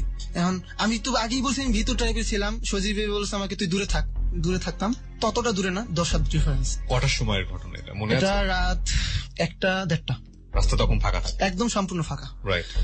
পুলিশরা তখন রাস্তায় এখন থাকে না, ওরা নিজেদের মতো নিজে চলে যায়। তারপর যা প্রথম ওই গাড়ির ভিতরে যে বসা তাকে পিস্তল ধরা হয় গাড়ি থেকে। আর গাড়ির চাবি কিন্তু ওরা গাড়ি যখন যান ওরা টের পায় না, আপনারা তো দূরেই থাকে, ওরা তো বুঝে আমরা এই লোকই, মানে আমরা মুভমেন্ট থাকে যে টেরই পাওয়ার কোনো টের পাওয়ার কোনোই নাই। আমরা আমার বস যে ওর লঙ্গি পরে হাঁটতেছে, আমরা সিম্পলি ভাবে কোনো স্টাইল নেই, যেমন একটা সাধারণ একটা লেবার যেরকম কাজ করে চলাফেরা করে সেরকম ওইরকম। আমি আবার ওই লেবার 4-5 জন তো একসাথে হন না, না আলাদা আলাদা, একটু আলাদা আলাদা থাকতাম। তা যে সময় ওই গাড়িওয়ালাকে ভিতর থেকে পিস্তল ধরে বের করছে, আমি তখন দূরে, আমার কলজাটা তখন অনেক এত ভয় পাইতেছি, আমার মানে আমার শরীর হাত পা নিজেই কাঁপা শুরু করছে, আমি বুঝতেছি না কি হয়ে যাচ্ছে। তা আমার ওই ওস্তাদে বলতেছে যে তুই গাড়ি থেকে বের, পর ওইটা দৌড়ে আসছে, কি হয়েছে গাড়ির সাথে কিন্তু চাবি লাগাই থেকে বের হয়ে যায়, ওর লোক আছে এখানে। তারপর ও দৌড়ে আসলো, কি হয়েছে দেখি। তারপর বলতেছে যে চোখ বেশি কথা কবি না, ওরা যে আরেকজন পিস্তল ধরছে, 2টা পিস্তল বললাম আমি আগেই, তো ওকেও যাওয়া পিস্তল ধরছে, কোনো কথা কবি না। ওরা তো ওদের তো গাড়ি না, গাড়ি হলো মালিকের, ওরা বললো আমাদের গাড়ি থেকে চিন্তা করে নিয়ে গেছে। ওরা চুপ করে খাড়াই দিয়েছে হাত আঙ্গায়, গাড়ির ভিতরে উঠলাম, কোনো কথা কবি না, কোনো কথা কবি না। গাড়ির ভিতরে সবাই ঢুকে গেছি, আমার টাইনে নিয়েছে ও আমার বন্ধু, আমি তো মানে কিছু বলতে না, আমার শরীর থেকে ঘাম ছিঁড়ে গেছে, তখন কিন্তু হালকা শীত ছিল, আমার হাত দিয়ে টান দিয়েছে, পিছলা খায় ওর হাত চলে গেছে আমার হাত থেকে, কিন্তু ঘামাইছে। আমি মানে ভয় পাইতেছি, কায় এখানে থাকলে তো মেরে লেগে। তারা তাড়াতাড়ি গাড়িতে ঢুকাইলো, আমার গাড়ি থেকে ঢুকাই, তারপর বলতেছে পিস্তল বাইর করে রাখছে জানলা দিয়ে, যদি তুই লড়স তাহলে তো এখান থেকে গুলি করে দেবে। ওরা খাড়াই রয়েছে, যে মেয়েগুলো আছে না ওরা হাসতেছে। তারপর আমরা চলে আসলাম, ওই দিনকে বলেছে যে ইয়েস হয়েছে আজকে কাজটা, আজকে তোর একটা কাজ করতে পারবি। গাড়িটা টান দিয়ে কোথায় গেলেন? গাড়িটা ডাইরেক্ট টান দিয়ে নতুন বাজার বের হয়ে দৌড় দিল একদম একটা খিলক্ষেত্রে দিয়ে, খিলক্ষেত্রের দিকে দৌড় দেওয়ার পরই আমরা 3টা লোক পাই একসাথে। 3টা লোকের কাছ থেকে আমরা প্রায় 7,000-8,000 টাকার মতো আমরা ওখান থেকে পাই, এবং কি মোবাইল পাই 4টা। ওইখানেও চিন্তাই করে? ওখানে চিন্তা করি, আমাদের তো কাজই হলো রাস্তা দিয়ে ঘুরবো, টানবো, দেখবো রাস্তা যেখানে পুরুষ আছে আমার গাড়ি থামাই, ওখানে আমরা ওদেরকে আমরা আটকাবো, চিন্তাই করা। এইভাবে মোটামুটি চলতেছি, মোটামুটি খারাপ না। তা আমি একটু শিখতেছি যে আমি পারবো মনে হচ্ছে। তা আরেকদিন আমাকে ফোন দিল যে আজকে যাইবো। গাড়িটা তখন কোথায় গেল? কি গাড়িটা আমরা মেন কথা কি, আমার গাড়িটা পার্কিং করে হলো আমাদের নির্দিষ্ট জায়গা, সেটা হলো যে গ্যারেজ। আমার নির্দিষ্ট ওস্তাদের গ্যারেজ থাকতো, 500 টাকা প্রতিদিন পাইতো ওরা। আমরা গ্যারেজের ভিতরে গাড়িটা নিয়ে পার্কিং করে দিতাম, গাড়ি ওয়াশ করে থুয়ে দিত ওরা, বাস হয়ে গেছে। কি এটা আমাদের গ্যারেজে রাখা গাড়ি, কিন্তু আমার গাড়িটা কিন্তু আমাদের একটা সেফ মতো আছে। গাড়িটা যদি পুলিশে ধরা খায় তাহলে গাড়িটা পার্কিং টুকিং করে আমরা চলে আসি, ঝামেলা যদি না হয়। তা আমরা তো গাড়ি পাইতেছি কয়েকদিন পর পর, তা আমাদের একটা গাড়ির আশায় বসে থাকলে কোনো লাভ নেই। এর মাঝে গাড়িটা মানে এছাড়া যদি পুলিশের যদি ঝামেলা না করতো তাহলে কি করতেন? গাড়িটা আমরা কিছুদিন চালানোর পর যে দেখতাম গাড়িটার বিষয়ে কোনো একটা রেড পড়ে যেতেছে গাড়িটার বিষয়ে, তখন এই গাড়িটা দেখা গেছে এই গাড়িটা নাম হয়ে যায় এলিয়ন, একটা গাড়ি চুরি হয়েছে, সাইনবোর্ড ছাড়া কোনো গাড়ি দেখলে আটকাই বা সার্জেন্টদের বলে দেয় বা সাধারণ সিভিল, তখন আমরা গাড়িটা করতাম কি ওই যে কোনো জায়গায় পার্কিং এ ঠেয়ে দিতাম, বা গাড়িটারে আমরা কোথাও রেখে আসতাম, দূরে কোথাও রেখে আসতাম, ওরা খুঁজে নিয়ে নিত। যেমন জায়গাটা গাড়ি করে এসে পুলিশ এসে নিয়ে যেত গাড়িটাকে। আচ্ছা, এছাড়া আপনারা গাড়ি বিক্রি করে দেওয়া? না, আমরা গাড়ি বিক্রি করার মতো কোনো সিচুয়েশন ছিল না তখন ছিল না, সিচুয়েশনটা ছিল না। This is the ultimate fact, প্রিয় শ্রোতা। আমি এরকমও শুনেছি, যেহেতু জেবিএসবি তে অনেকদিন যাবতীয় বিভিন্ন রকমের স্টোরি আপনারা শুনছেন, আমি এরকমও শুনেছি যে গাড়িটা শুধুমাত্র নিয়ে গ্যারেজে ঢোকাতে বাকি, উইদিন 15 মিনিটস এর মধ্যে গাড়ির চেহারা চেঞ্জ, এবং গাড়ির পার্টস গুলো এমন ভাবে খুলে ফেলা হয় যে গাড়ি খুঁজেও পাওয়া যাবে না কোথায় আছে, যে হয়তো বা আমরা সামনের দিকে গেলে এরকম কিছু পাবো। বলুন তারপর। মানে আমাদের গাড়ি বিক্রি করা আমাদের মেন টার্গেট ছিল না, আমাদের main টার্গেট হচ্ছে ছিনতাই করা। ওকে, কারণ গাড়িটা যদি আমরা বিক্রি করে ফেলি আমরা কাজ করবো কি দিয়ে? আমাদের কাজ করার কোনো জিনিসই থাকতেছে না, আমরা কি হাইডাইটা চিন্তাই করবো? ওকে। তারপর আমরা গাড়িটাকে এরকম করে, কারণ গাড়ি বেচলে আমরা টাকা পাবো ঠিকই, কিন্তু আমাদের তো মেন টার্গেট চিন্তাই ছিলই, কিন্তু এর চেয়ে বড় টার্গেট ছিল হলো ডাকাতি করা। তা আমরা এরকম ভাবে চলাফেরা করতেছি, মোটামুটি ভালো ইনকাম হইতেছে, 2000 টাকা পাইতেছি, 1000 টাকা পাইতেছি, খুব ভালো লাগতেছে। আমি কোনো কাজ করতেছি না, আমি টাকা পাইতেছি। আমি কোনো সময় ভাবতেও পাইনি যে ওরা আমার দিয়ে কোনো কাজ করাবে। তখন ওরা বললো যে একদিন মিটিং করতেছে, বলতেছে যে গ্রিল কাটার একটা দায়িত্ব নিছে সজীব, গ্রিল কাটবে কিভাবে। তা আমাকে শিখাইতেছে, একটা জানলার সামনে নিয়ে বলতেছে যে সেন্সলেসটা ল, কি লিস্ট এটা? ফেয়ারলেন্স বলতেছে, সঠিক আমার নামটা মনে নাই, রেঞ্জ বলে, রেঞ্জ জাতীয় কিছু। হ্যাঁ, ওটাকে টাইট করে ওটা অ্যাঙ্গেলের সাথে, মানে ওই যে একটা চ্যাপটা পাত থাকে, ওই পাতটার সাথে ওটা মিশায় নিয়ে সুন্দর করে একটা মোচড় মারলে শব্দ ছাড়াই ভেঙে যাবে জিনিসটা, কোন রকম বাড়তি শব্দ হবে না, শুধু হালকা একটা আসতে টুমুক একটা শব্দ হবে। তো ওইরকম করে 4-5টা রিং ভাঙতে আমাদের সময় লাগবে জাস্ট 3 থেকে 4 মিনিট। এর বেশি সময় লাগবে না। তো এটা আমাদের ট্রেনিং দেওয়ার জন্য, তো ওখানে মনে করেন ওরা একটা জানলার মতো বানাই নিয়ে আসতো, এটা ঝুলাই ওরা বলতো এইভাবে ভাঙবা। তা আমি চেষ্টা করলাম, আমি পারতেছি না, কোনো শক্ত মনে হইতেছে, কিন্তু আমার বন্ধু দুধের টঙ্কা ভেঙে গেছে। কিরে জোর খাড়াইতে হইব, হাতের ভিতরে কবজিতে জোর রাখা লাগবে। আমি কি সারা জীবন শিখে এলাম হাতের কবজিতে বল করবো, এখন এটা করবো, দেখি পারে কিনা। তো ডিসি হইতেছে, এখন তো ভালোই লাগতেছে। হ্যাঁ, এটা তো ভালোই লাগতেছে। তখন আমি ক্লাস 9-এ প্রথম সেমিস্টার পরীক্ষা আমার শেষ। তারপর আমি এরকম করতেছি, করতে করতে প্রায় মোটামুটি, মানে এখন দেখা গেছে কি পুলিশ এমন ভাবে রেড দিছে, এখন আমাদের কাজ পুরো টোটালি বন্ধ, প্রায় অনেক বন্ধ। আমি মানে মাঝখানে খুব অসুস্থ ছিলাম, আমি ওদের সাথে যোগ করতে পারিনি। ওরা এর বাইরে একটা ডাকাতি করে ফেলছে, আমি পাইনি, কিন্তু আমাকে ওরা সুস্থ হওয়ার জন্য 2000 টাকা দিচ্ছিল। ওরা বড় একটা দান মারে ওই দিনকার, দান বলে, আমরা কি দান বলি। কি পরিমাণ টাকা পায় ওরা? স্বর্ণ পাইছিল প্রায় 15 থেকে 20 ভরি, আর টাকা পাইছিল নগদ 1 থেকে 1.5 লাখ টাকা। বিয়ে বাড়িতে ডাকাতি করা হয়েছিল। আমি তো খুশি, হ্যাঁ, কাজ না করে টাকা পাইছি, আমার তো আরো ভালো লাগতেছে। তা আবার ওই রূপা নামে মেয়েটাকে আবার অফার করলাম, এরকম করতে হবে। আমি তখন চিন্তা করলাম যে মানুষে ড্রাগ নিয়ে অনেকক্ষণ মেলামেশা করে, বেশি সময় নেয় বাড়তি, কিন্তু আমার তো এমনি বেশি বাড়তি সময় আছে। তা আমি কিছু ট্যাবলেট, যৌনতা বৃদ্ধি করার জন্য যে ট্যাবলেট গুলো ইউজ করা হয়, ওগুলো আমি খাওয়ার প্রোগ্রাম নিলাম। কারণ অ্যাকচুয়ালি মানে দেখি কি ওটা খাইলে নাকি শরীরটা অনেক চাঙ্গা থাকে। তা আমি ওই জন্য ওই দিনকে আমি ওই মেয়েটার সাথে মেলামেশা করার জন্য আমি ওটা খেলাম।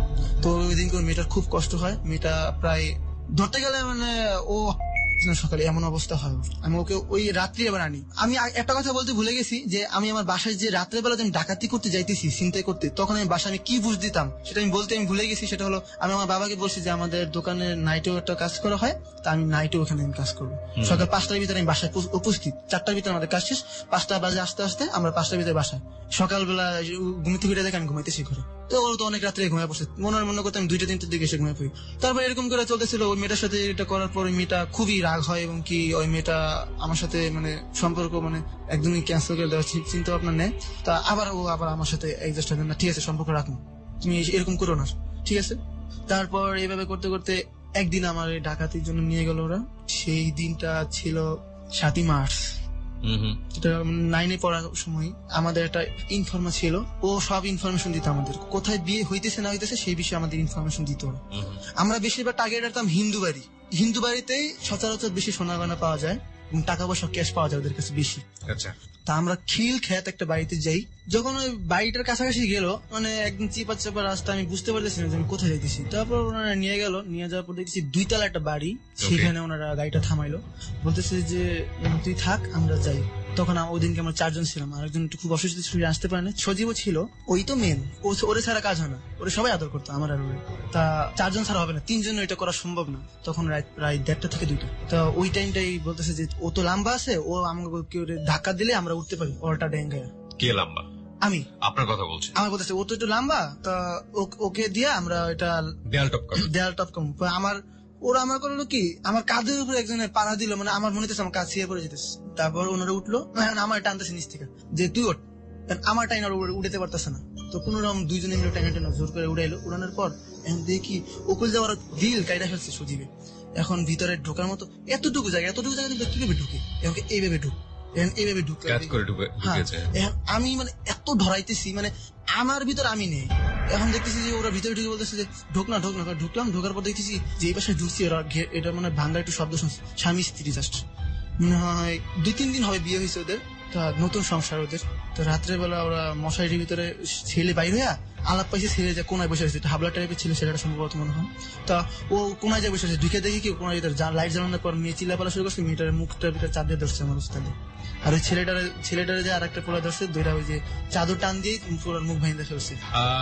আমাকে একটু বলেন তো, এই যে বাসায় ওরা গেল হঠাৎ করে তো যায় না, নিশ্চয়ই খোঁজ খবর নিয়েছে, হ্যাঁ। বাড়িটা সম্পর্কে ইনফরমেশন নিয়েছে, জি, জি। এগুলো কি আপনি জানতেন আগে থেকে নাকি জাস্ট আপনাকে আমি অপরচুনিটি জানতাম না। আপনাকে জাস্ট আমি অপরচুনিটি জানতাম না, গেছে, আমি পরে জানতে পারি। পরে জানতে পেরেছেন। ওকে, কিসের গ্রিল কাটলেন আপনারা? এটা আমরা কাটলাম ওই জানলার গ্রিল গুলো, জানলার উপর এক ধরনের থাকে সানসেটের উপর পাড়া দিয়া ওরা ওইটা করলো। ঠিক আছে, ঢুকেছেন আপনারা। ওই বাড়ি থেকে পুরো শুধু ওরাই ছিল নাকি আরো লোক? ওরা দুজন ছিল, কারণ ওদের নতুন বিবাহিত দম্পতি। নিচে কেউ ছিল কিনা সেটা আমি বলতে পারি না, কিন্তু উপরে আমরা ছিলাম, মানে সব লাইট লুট বন্ধ ছিল, শীত ছিল তো সবাই একদম নীরব, ওকে, কোন রকম না, মানে একটু ঠান্ডা ছিল হালকা। তো মেয়েটা চিল্লাপাল্লা করলে বিল্ডিং এ সবার জেনে যাওয়ার কথা না, চিল্লাপালা বলতে কি, ওরা তখন বুঝতে পারে না যে আমরা আসছি ভিতরে, কিন্তু ও ছেলেটা বুঝতে পারছে, ছেলেটা হয়তো টয়লেটে কিছু গিয়েছিল, তখন ছেলেটা বুঝতে, তখন ছেলেটা যে কোনায় বসে আছে যে হয়তো এরকম কিছু হবে। তা আমি খুব সবসময় বলছি আমি খুব ঘামাই, আমি খুব ঘামাইতেছি, আর আমি শরীর ঘামাইলে আমি অনেক কালো হয়ে যাই। তখন মানে আমি ভিতরে ঢোকার পর আমি সাহস পাইতেছি না কিছু যে করবো একটা। তা আমার বলতে চাপাটি দিচ্ছে আমার হাতে, একটা চাইনিজ চাপাটি, বলছে ওরে একটা কোপ মার, পোলাটাকে কোপ মারতে বলতেছে। তা আমি বলতেছি আমি পারবো না। আমার চটকন নাম আছে পিস থেকে ইকরাম ভাই, সে আমার চটকন আছে অনেক জোরে, আমার শরীরে যদি কেউ চটকন না দেয় বাড়ি দেয় আমি সেটা সহ্য করতে পারি না। তো আমি ধাক্কা মারছি ওনার, আমি মনে হচ্ছে অনেক লম্বা ছিলাম, উনি খাটো ছিল, ওনাকে ধাক্কা মারছি। থাবর দিলেন কেন, করে যে কোপ মার যা, তোর পরে দেখুন। তা ঠিক আছে, আমি কোপ মারি নেই, আমি বলছি আমি মানবো না, আমি যে লাত্তি মারছি দুইটা, বুক পাশে দুইটা লাত্তি মারছি। লাত্তি মারার পর ও এমন জোরে জোরে চিলাইতেছে, আর মেয়েটাকে করছে কি, মেয়েটার মুখ বাঁধা ফেলছে, মুখ বলতেছে টাকা পয়সা কই। এখন আরেকটা মুখ বাঁধা থাকলে টাকা পয়সা কথা কইবে কেন, মুখ খোল, চিল্লান দিবি একটা ঘুরে ছুরি সামনে আর পিস্তল। মায়া কয় কি টাকা পয়সা নেই, টাকা পয়সা দিতে পারবো না। কয় তোর জানের ভয় নেই, কয় না আমার জানের ভয় নেই, মেরালো। পরে পোলা বলতেছে এমন করে, মানে ও তো খালি আহাজারি করতেছে, এমন করতেছে। তারপর আমার বলতেছে টাকা দিবি না, পর পোলার যে আমার 2-3টা লাত্তি মেরেছে, টাকা দিবি না, আমি একটু সাহস আমার আইতেছে, টাকা দিবি না, 2টা লাত্তি মারছি, পোলা তো শুয়ে পড়ছে। ছেলেটা তো কোনো কথা বলতে পারতেছে না, মেয়েটা বলতেছে ঠিক আছে আপনার যা পারেন নিয়ে যান। পরে মেয়েটার আগে করলো কি, সবকিছু গুছাইলাম, মেয়ের কাপড়ের ভিতরে সবকিছু গুছাইলাম। আমরা ওদিকে স্বর্ণ পাইছি প্রায়, আমি তো বড়ি বুঝি না, আমাকে বলছো ওনারা কি 10-12 বড়ি হবে। আর ওই টাকা পাইছি 80,000 টাকার মতো ক্যাশ, আর এমনি নতুন কাপড় পাওয়া হয়েছিল কমসে কম 8-10টা হবে কাপড়, আর এমনি পায়জামা পয়জামা যা হয় আর কি সব নিয়ে আসতে একদম ঘর বাড়ির চাষাই যাকে বলে, হাড়ি পাতিল না, হাড়ি পাতিল তো আনি নেই, কিন্তু এমনি কাপড় ভালো যে বিয়েতে যে নতুন কাপড়গুলো দেওয়া হবে গিফট যেসব ওগুলো। তারপর ওই মেয়েটাকে এখন কি হলো, মেয়েটাকে ওরা ধর্ষণ শুরু করলো একে একে, হাজবেন্ডকে সামনে বসায়া, পাও হাত বেঁধে বসায়া রুমের কোনাতে ফেলে তারপর তারা দর্শন শুরু করলো মেয়েটাকে, একে একে সবাই দর্শন করলো। তারপর আমাকে বলতেছে কর। তারপর আমিও ওই মেয়েটার সাথে মেলামেশা করলাম, মেয়েটার পা বান্ধা অবস্থায়। তারপর মেয়েটা খুব আহাজারি করতেছিল, মেয়েটা বলতেছিল আমার স্বামী আমাকে রাখবেন, আমাকে ছেড়ে দেন আপনার। কিন্তু মেয়েটার তো মুখ চেপে ধরে তো করা হইতেছে, একজনের মুখ চেপে ধরে রাখছে, একজনের হাত ধরে। স্বামীটার তখন চোখ বুঝে একবার মেলে, একবার চোখ মুজে একবার মেলে। আমার খুব কষ্ট লাগতেছিল তখন, কিন্তু আমার কিছু করার নেই, কারণ আমি এখানে কিছু বলতে গেলে আমাকে আগেই বলছে তোর দেখেছে না। পরে মেয়েটারে বাইন্দা মুখ বাইন্দা ঘরে ফেলাই দিয়ে আসছে, যেন ওরা দুজনের ভিতরে কেউই যেন ঘর থেকে বের না হইতে পারে এবং কি চিল্লাচিল্লি না করতে পারে। পরে কি হয়েছে সেটা আমি সঠিক বলতে পারি না, কিন্তু যে আমাদের খবরটা দেয় সে বলছে যে তারা এই বিষয়টা নিয়ে বেশি বাড়াবাড়ি করে না, ইনফরমারের বিষয়টা নিয়ে। ইনফরমার তো আলটিমেটলি জিনিসটা দিয়েছিল ইনফরমেশনটা, সো সে জানাই পরবর্তীতে কি হয়েছে না হয়েছে। সে বললো যে ওই যে মেয়েটাকে ধর্ষণ করেছে সে এটা নিয়ে কোনো মার্কেটিং করে না, কেস মামলা এইসব কিছু করে না, কারণ তার মান সম্মানের দিকে তাকায় এটা জানাজানি হয়ে যাবে দেখে এরকম কিছু করে না। সে নাকি ওই ছেলেটা হাবলা টাইপের ছিল, ছেলেটাকে বুঝাই ফেলছে যেভাবে হোক। তারপর আমরা ওটার কোনো কোনো নাই, ওটা ওর কাছ থেকে শুনছি। আপনি যখন এই চিন্তায় কাজগুলো করতেন এগুলো কি মুখ বাঁধা থাকতো নাকি নর্মাল ফেস? আমাদের মুখ হালকা বাঁধা থাকতো, এতটুকু কালো কাপড় দিয়ে ঢাকা থাকতো, এতটুকু জাস্ট, অন্য কোনো কিছু ইউজ করা হতো না। আর আমরা রাস্তায় বের হলে ওর সঙ্গে আমরা কোনো মুখ ঢাকতাম না, আমরা নরমালি মুভ করতেন। সেজন্য আমি একটু ভয় থাকি, আতঙ্কে থাকি সবসময়। আমি বের হই খুব কম, বিশ্ব রোডের লাইনে একটু খুবই কম বের হই, মানে এদিকে আমরা খুব অনেক কাজ করছি, এইভাবে কাজ করতেছিলাম। তা মেন যে সঙ্গে আমি মানে বুঝতে শিখি এখন আমি পারবো এটা করতে, তখনই একটা মেয়ে আমার জীবনে আসে, তার জন্য আমার এখানে আসা, তার নাম হলো তানিয়া। ওয়েট আ মিনিট, আপনারা যারা এই কাজটা করছেন আপনাদের গ্রুপ, বিশেষ করে সজীব এবং আপনারা 6 জন। হ্যাঁ। এবং আপনাদের মতো তো অসংখ্য গ্রুপ আছে ঢাকা সিটিতে হ্যাঁ। যারা এই কাজগুলো করে। আপনাদের এক গ্রুপের সাথে আরেক গ্রুপের পরিচয় আছে? পরিচয় বলতে তাদের সাথে শত্রুতা থাকে সবসময়। শত্রুতা থাকে? হ্যাঁ। কি ধরনের? যেমন এই গ্রুপের লোক ওই এলাকার লোকের যদি আমরা কোন রকম কোনো কিছু রাখি তাহলে এটার কৈফিয়ত আমাদের দেওয়া লাগে যে আমাদের এলাকার লোকের কাছ থেকে কেন মান সম্মান রাখছো। মানে যার যে এলাকায় সে এলাকায় সেই সম্রাট। সেই সম্রাট, এর বাইরে সে কিছু করতে পারবে না। কিন্তু আমাদের যে গ্রুপ যে জায়গাটা, এই জায়গাটার ভিতরে বেশি ইনকাম ছিল। মানে আপনাদের এলাকাটা কোনটা? আমাদের এলাকাটা ছিল বাড্ডা থেকে একদম টঙ্গী গাজীপুর এই পর্যন্ত, ওদিকে কোনো আর গ্রুপ ছিল আপনাদের কিনা কি বলতে কোনো বড় ভাই নিয়ন্ত্রণ করতো নাকি পারবো না। আপনারা? আমাদের কোনো বড় ভাই ওই সজীবী বড় ভাই? না না, তাহলে সেন্টু। সেন্টু হুম। সে আপনাদেরকে নিয়ন্ত্রণ সে করতো? আমাদের নিয়ন্ত্রণ করতো, কিন্তু এর উপরে কোনো নিয়ন্ত্রক ছিল কিনা সেটা আমি বলতে পারি না, আমি জানি না, কিন্তু ছিল না আমার মনে হয়। ওকে, আপনি তানিয়ার কথা বলছিলেন, বলুন তানিয়ার জন্য আপনি এখানে আসা, আপনি বলছিলেন যে হ্যাঁ, আমি মেন আমার এখানে আসার একমাত্র টার্গেট হলো তানিয়া। তারপর আমার টার্গেট ছিল যে আমি মেয়েদের প্রতি আমার একটা লালসা, এমনি মেয়ে পাইতেছি, দেহ বিক্রি করে যে মেয়েদের পাইতেছি, এগুলো আমার মানে মনের চাহিদা পূরণ হইতেছে না, তা আমি পারতেছি না। আমার মেন কথা হলো আমি যে মেয়েদের সাথে নতুন প্রেম করব ওদের সাথে সম্পর্ক করা একটা অন্যরকম, আর এমনি ইতে সম্পর্ক করা অন্যরকম। তারপর আমি তানিয়ার নাম্বারটা আমি নেই একমাত্র হলো আমার বন্ধু, তার নাম হলো আরমান, ও ওর সাথে প্রেম করতো। তা ওকে আমি প্রথম দিন ফোন দিছি, তো খুবই মানে আমি খুবই এক্সাইটেড না, আমি ওর সাথে প্রেম করবই। ফোন দেওয়ার পর আমি মিস কল দিয়ে আমার ফোনটা অফ করে দিচ্ছি, আমি খুব ডরাইতেছি মেয়েটা না কি না বলে। পরবর্তীতে ফোন দেওয়ার পর মেয়েটা ফোন দিচ্ছে, ফোন দেওয়ার পর সালাম দিল, কি আপনি? আমি বললাম যে আমি অমুক, আমি বলছি মাসুম আমার নাম। তা বলতেছে যে ঠিক আছে, আমি একটা ভুল নাম দিছি, বলতেছি যে আমি আপনার একটা বন্ধু হতে চাই। বন্ধু হবেন, ঠিক আছে, ভালো কথা, বন্ধু হলাম। তবে এরকম করতে করতে কিছুদিন পরে আমি ডাইরেক্ট অফার করবি আমি তোমাকে ভালোবাসি, ফোনের মাধ্যমে। ওকে। সে থাকে তখন কিশোরগঞ্জ, আমি ঢাকা। সেটা ছিল 2013 সবেবরাতের আগের দিন আমি ওকে বলে আমি তোমাকে ভালোবাসি। ওর সাথে কথা বলার 10 দিনের মাথায় আমি ওকে বলে আমি ওকে ভালোবাসি। তা ও আমাকে বলে আমি এটা জানাতে পারবো না এখন, আমি তোমাকে পরে জানাবো। তা ও আমাকে সবেবরাতের রাত্রের দিন আমাকে ফোন দিয়ে বলতেছে আই লাভ ইউ টু, এবং ও আমাকে কোরআন শরীফ তেলাওয়াত করে শুনেছে। আমি খুবই ভয়ে ছিলাম যে ও আমাকে কখন এটা বলবে, কিন্তু ওর প্রতি আমার এমন একটা আকর্ষণ জাগে যে অন্য কোনো মেয়ের প্রতি আমার কোনো এরকম ছিল না। আমি আফরোজার সাথে কথা বলতেছি কন্টিনিউ, কিন্তু এর মাঝখানেই আফরোজা বাবা আমার সাথে খারাপ বিহেভ করে, যে আমার মেয়ের সাথে তুমি কথা বলবো না, আমার মেয়ের সাথে তুমি করবে না, তোমার ফ্যামিলি ভালো না, এসে না সে না বলতেছে। তা আমি খুব কষ্ট পাই কথাটা শুনে, তা আমি ওর সাথে টোটালি কথা বলা বন্ধ করে দিই। তখনই আমার ভিতরে জায়গায় আমি একটা রিয়েল প্রেম করবো, আফরোজা ছাড়া আমি দেখাই দিব আমি প্রেম করতে পারি। তারপর আফরোজা খুবই কান্নাকাটি করতো, ও আমাকে খুব ভালোবাসে। আমি ওর কথা মানে কি বলবো, মানে ও আমার এত ভালোবাসে, আমার মা বাবা যদি পৃথিবীতে কেউ ভালোবাসতো ওই, এছাড়া কেউ ভালোবাসতে পারবে না আমাকে। ও আমাকে ফোন দিত, কিন্তু আমি সবসময় ফোন ওয়েটিং এ রাখতাম, আমি তানিয়ার সাথে কথা বলতাম সবসময়। ও আমাকে সবার রাতে ফোন দেয়, সারা রাত নামাজ পড়ে ওর সাথে কথা বলি, বের হয়ে কথা বলি, আজাদ মসজিদ যাইতেছি, বাইতুল মোকরম যাইতেছি, ওর সাথে কথা বলতেছি, ও নামাজ পড়তেছে আমি নামাজ পড়তেছি, এরকম করে অনেকদিন চলে গেল। ওর সাথে দেখা করার ডিল পড়লো আমার। ওর সাথে দেখা করার আগের দিন আমি কাজে গেলাম, সেদিন ছিল 1 তারিখ, রাত্রেবেলা গেলাম। ওই দিন আমাদের গাড়ি ছিল না, আমাদের গাড়িটা ওই যে আমরা যে গাড়িটাতে কাজ করতাম করলা ছিল, গাড়িটা খুব নর্মাল একটা গাড়ি ছিল, এটা ম্যানুয়াল ছিল, এটা অটো ছিল না। তা ওই গাড়িটা তেমন একটা হতো না, তা আমরা ওইটা চেঞ্জ করে একটা নোয়া গাড়ি আমরা করলাম, ম্যানেজ করলাম। তো ওই গাড়িটা আবার খুব ভালো চলতেছে।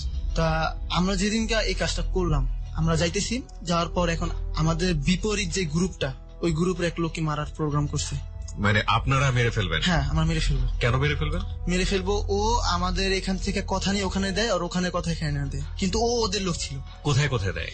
ওই গ্রুপের সাথে বাড্ডার পর যে গ্রুপটা, হাতির জিলের যে গ্রুপটা কি বলা হয় বর্তমানে, সেই হাতির জিলের গ্রুপের কাছে আমাদের এই গ্রুপের এটা সংবাদটা নিয়ে দিয়ে দিত। এটা কে দিত?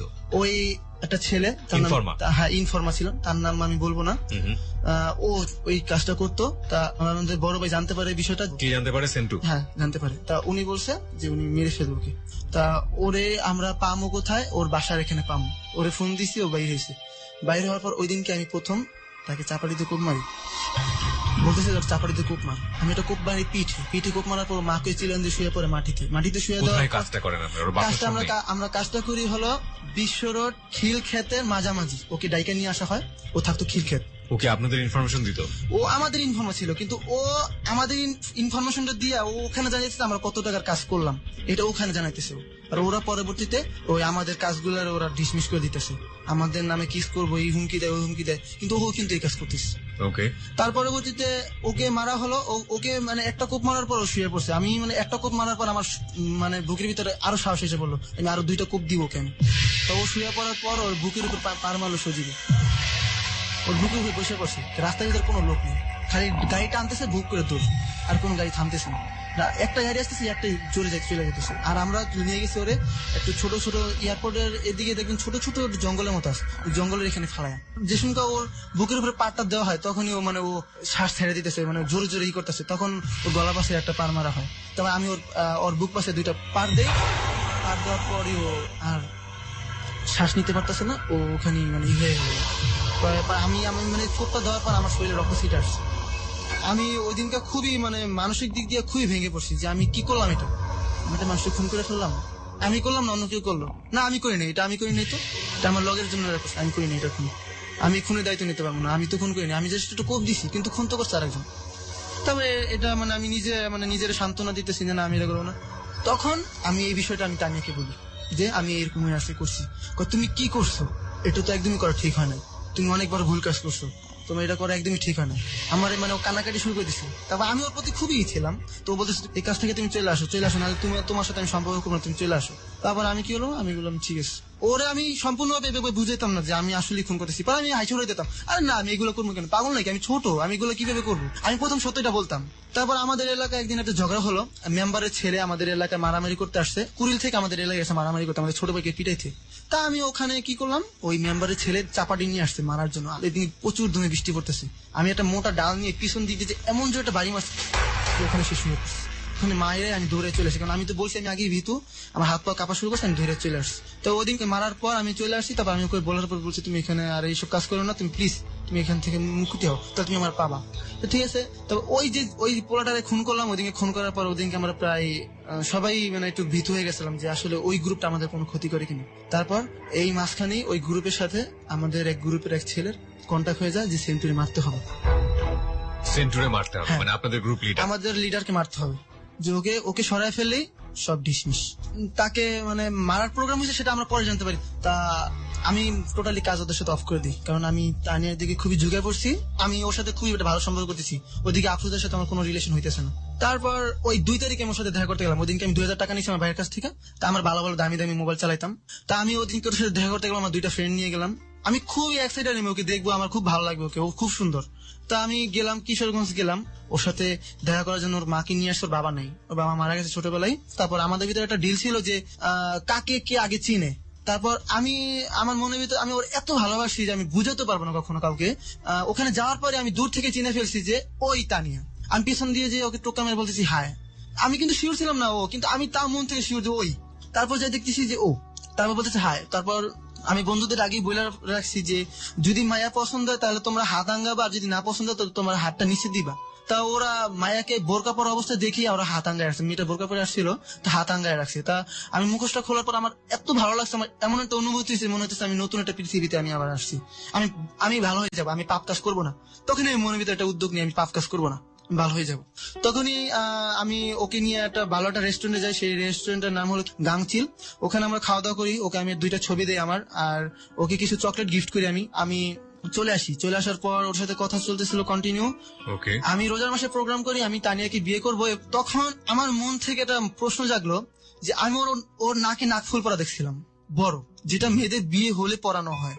তা আমি ওকে প্রশ্ন করলাম, দেখো আমি তোমাকে বিয়ে করব, তোমার বিয়ের পর কেউ যদি আমাকে বলে যে তুমি বিবাহিত ছিলা বা তুমি এরকম কিছু ছিলা, মানে আমার মনে হয় একটা প্রশ্ন আমি ওকে করলাম, যেমন প্রেম করতে হলে যে প্রশ্নগুলো করা লাগে এখন বর্তমানে আর কি।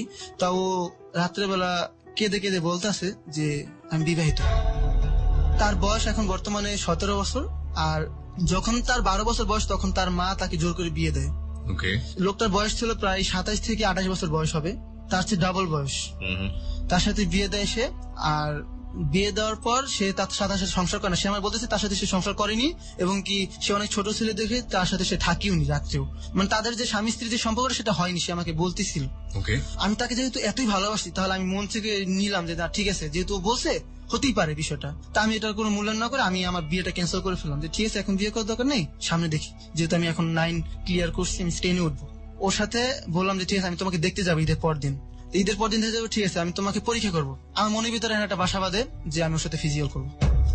ওকে, আমি দেখবো ও ওই যে যাকেও বিয়ে করছে তার সাথে তার কোনো সম্পর্ক হয়েছে কিনা সেটা আমি বুঝতে পারবো, কারণ আমার এখন একটু আইডিয়া আছে সেটা সেটা ওকে, ঠিক আছে, বুঝতে পেরেছি। আমি মানে করতে পারবো। তখন আমি তাকে বললাম যে আমি তোমার সাথে দেখা করবো এবং কি আমি তোমাকে পরীক্ষা করবো, কারণ আমি তোমাকে যে কোনো পরীক্ষা দিতে রাজি, কিন্তু আমি তোমার ভালোবাসি, তুমি আমার কখনো আমাকে বলবা না যে তুমি আমার ভুলে যেতে চাও। ঠিক ওকে।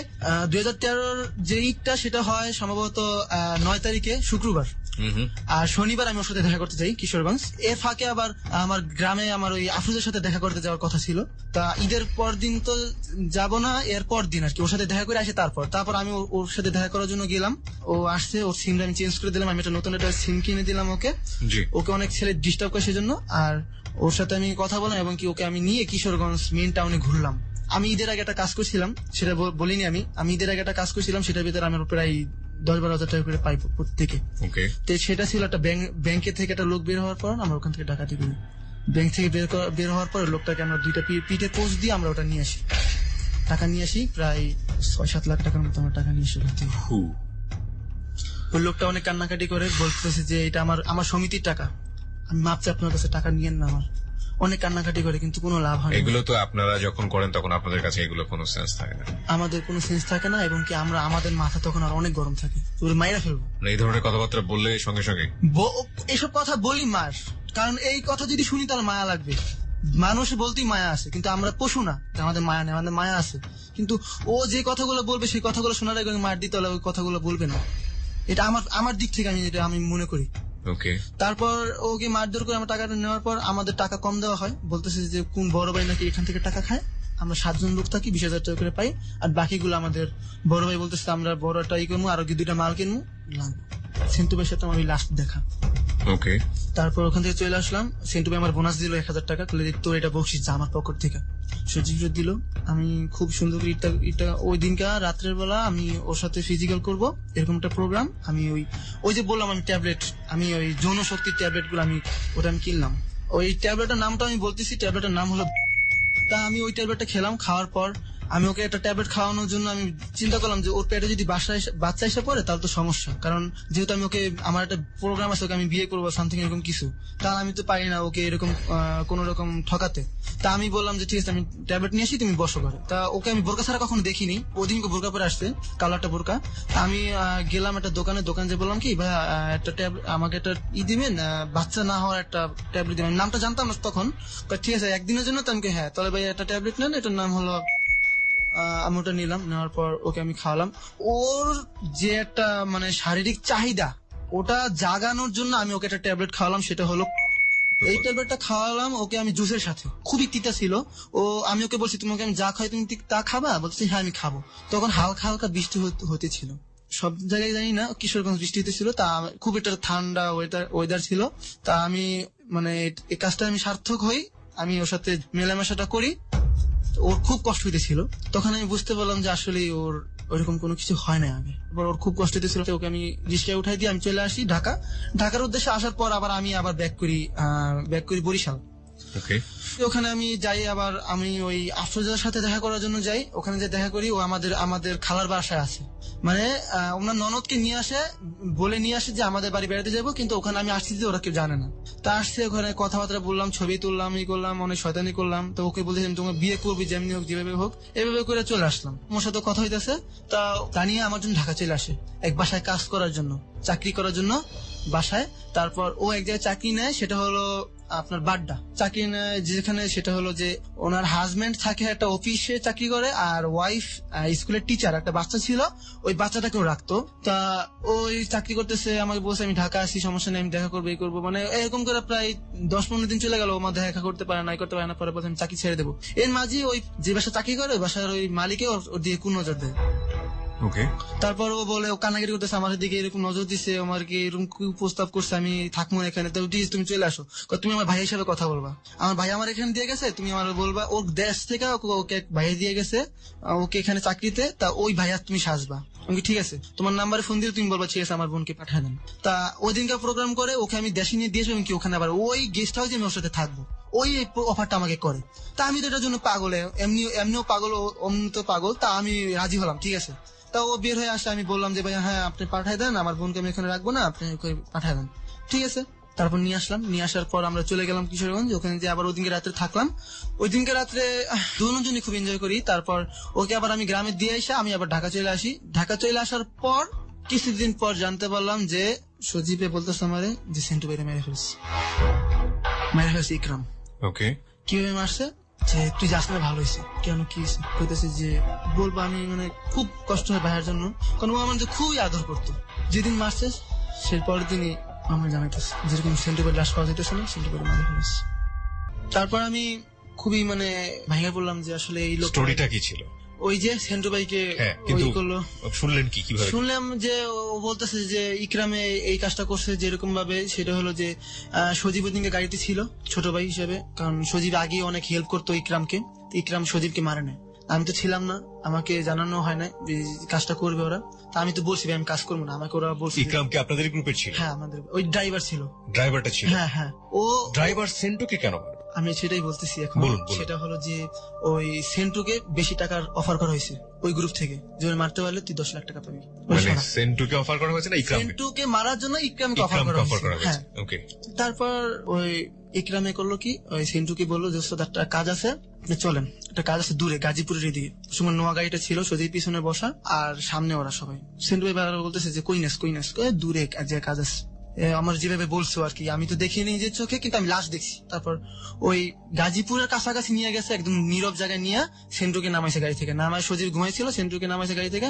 সজীবের বসে চুপ থাক, কোনো কথা হবি না। সেন্টুকে মানে কাজটা জাস্ট 2 মিনিটের ভিতরে সাইরা ফেলছে। সেন্টু এটা নামাইছে, নামায় অর্পণ লঙ্গি খুলে মোর মুখে বাইন্দা ডাইরেক্ট করে পোষণ শুরু করছে, পার মারা শুরু করছে পিছন দিক দিয়ে। সাথে ছিল যারা যারা, তাদের নাম আমি বলবো না, কারণ এই কারণেই, কারণ তারা এখনো আমাদের এলাকায় আছে এবং কি তারা এখনো বেঁচে আছে। মানে তারা কি ইনভলভ এই কাজটার সাথে? এর সাথে হ্যাঁ। Okay fine, this is not investigative show, আমরা নাম জানতেও চাই না। তারপর কিন্তু আমাকে একটা জিনিস বলেন, সেন্টু আপনাদের লিডার ছিল, রাইট? হ্যাঁ। ইকরাম ড্রাইভার ছিল। হ্যাঁ। এবং খুব ফেরোস আসলে ড্রাইভ করতো সে তাহলে বাকি মেম্বারদেরকে হাত করে নিয়ে সেন্টুকে হত্যা করেছে। যে যখন হাত করে নিল তখন সেন্টু 1-2 মিনিটের পায়নি। সেন্টু টের পাওয়ার কোনো প্রশ্ন আসে না। 1 লাখ টাকা করে পাবে যে যে থাকবে সাথে, আর সবাই অভ্যস্ত ছিল 1 লাখ টাকা করে পাবে। তারা প্রথম দিক দিয়ে রাজি হয় না, পরে বলছে যে তারা বড় গ্যাংয়ে ঢুকাই দেবো, নাহলে ওই গ্যাংয়ের লোকরা আমাদের মেরে ফেলবো। যেভাবে পারে সেভাবে করবে, কারণ এই গ্রুপ এই লাইনটা ওদের নেওয়া লাগবে। মেন কথা টার্গেট এটাই ওদের, এই লাইনটা ওদের নিতেই হবে।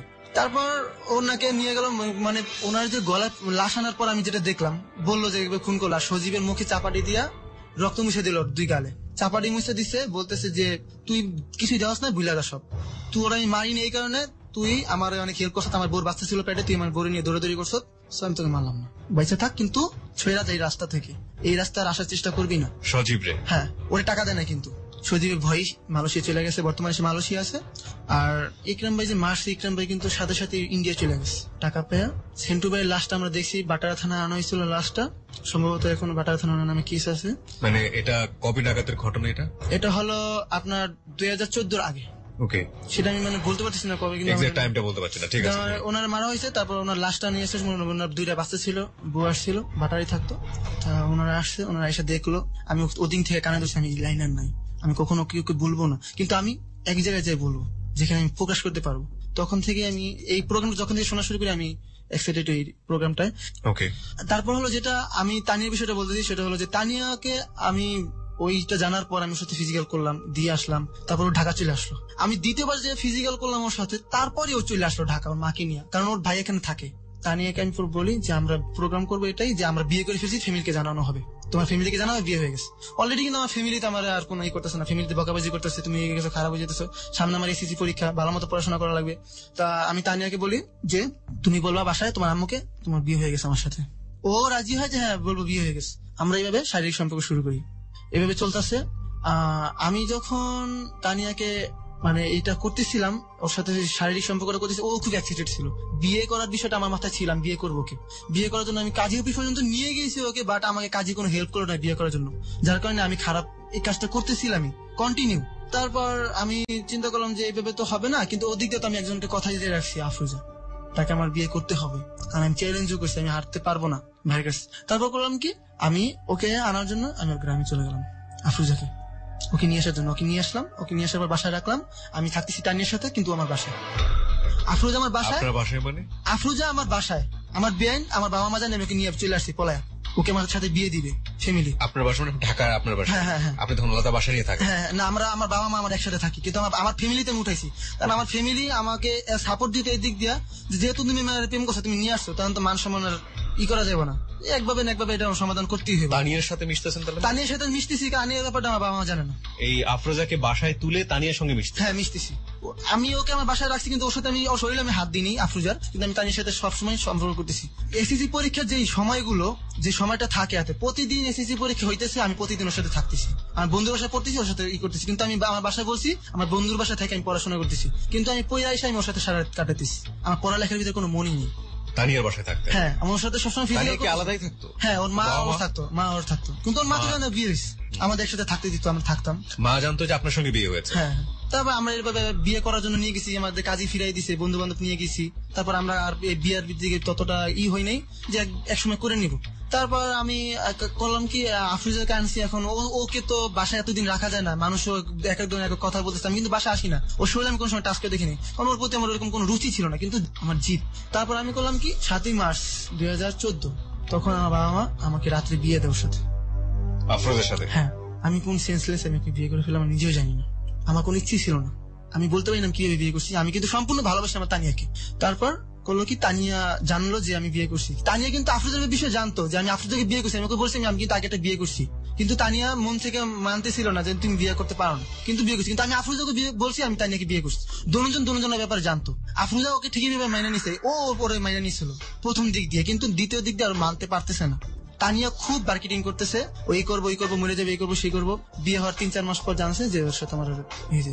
আমি বিয়ে হওয়ার 2 মাস পর আমি আফরোজার সাথে ফিজিক্যাল করি, তাও অনেক অনেক কষ্টে, বাবা মার কথা অনুযায়ী, নাহলে আমি মানে কোনো ইচ্ছাই ছিল না? কোনো ইচ্ছে ছিল না। বাবা মা বলতেছে যে বিয়ে করছো, বউরে সময় দাও না, এই করো না। তারপর আমি জিদ দিয়ে আর কি এটা করলাম।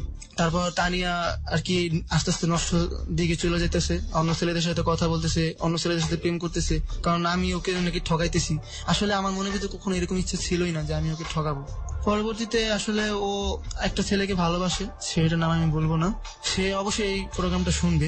আফরোজের সাথে আমি আমার ফিজিক্যালটা করার পর পেটে বাচ্চা এসে পড়ে একটা। যখন তার বাচ্চা 2 মাস পেটে, তখন আমি জানতে পারি তার পেটে বাচ্চা। তখন এটা তানিয়া জানার পর সে ওই ছেলের সাথে প্রোগ্রাম করে চলে যাবে, সেই ছেলেকে সে বিয়ে করবে। তারপর সেই ছেলেটার সাথে সে হাত ধরে চলে গেল। আমি ওই দিন খুব কষ্ট পাই, আমি বাসায় যে দেখি ওর জুতা নাই, আমি তখন আমার বাবা মার সাথে খারাপ বিহেভ করে আমি ওর কাছে চলে যাই। আফরোজাকে আমার বাড়িতে রাখি আমি ওর কাছে চলে আসি সম্পূর্ণরূপে। আমি আমার বাবা মাকে চিনি না, ও শুধু ওকে চিনি। আমি ওর ভালোবাসার এতটুকুই পাগল ছিলাম। তারপর ছেলেকে আমি ফোন দিলাম, ফোন দেওয়ার পর বলতেছে যে না, তানি আমার সাথে আসে নাই, কিন্তু ওর সাথে গেছে। ওই ছেলে আমার সামনে ঘোরাফেরা করছে, কিন্তু আমি কখন বুঝতে পারিনি যে ওই ছেলের সাথে চলে গেছে। ওই ছেলেকে বিয়ে করছে। আমি খুব কান্না করতেছিলাম, আমি এত কান্না করতেছিলাম, আমি চিল্লা কান্না করতেছিলাম। 4-5 বাড়ির লোক আইসা আমার দেখতেছে যে কি এত জোর ছেলে কান্দাছে কেন। যে কান্নার কারণে ওর ফ্যামিলি আমাকে এত ভক্তি, ওরা আমারে ছেলের মতো দেখে। ও চলে গেছে, তোমার একটা আছে, সেটা নিয়ে তুমি সংসার করো।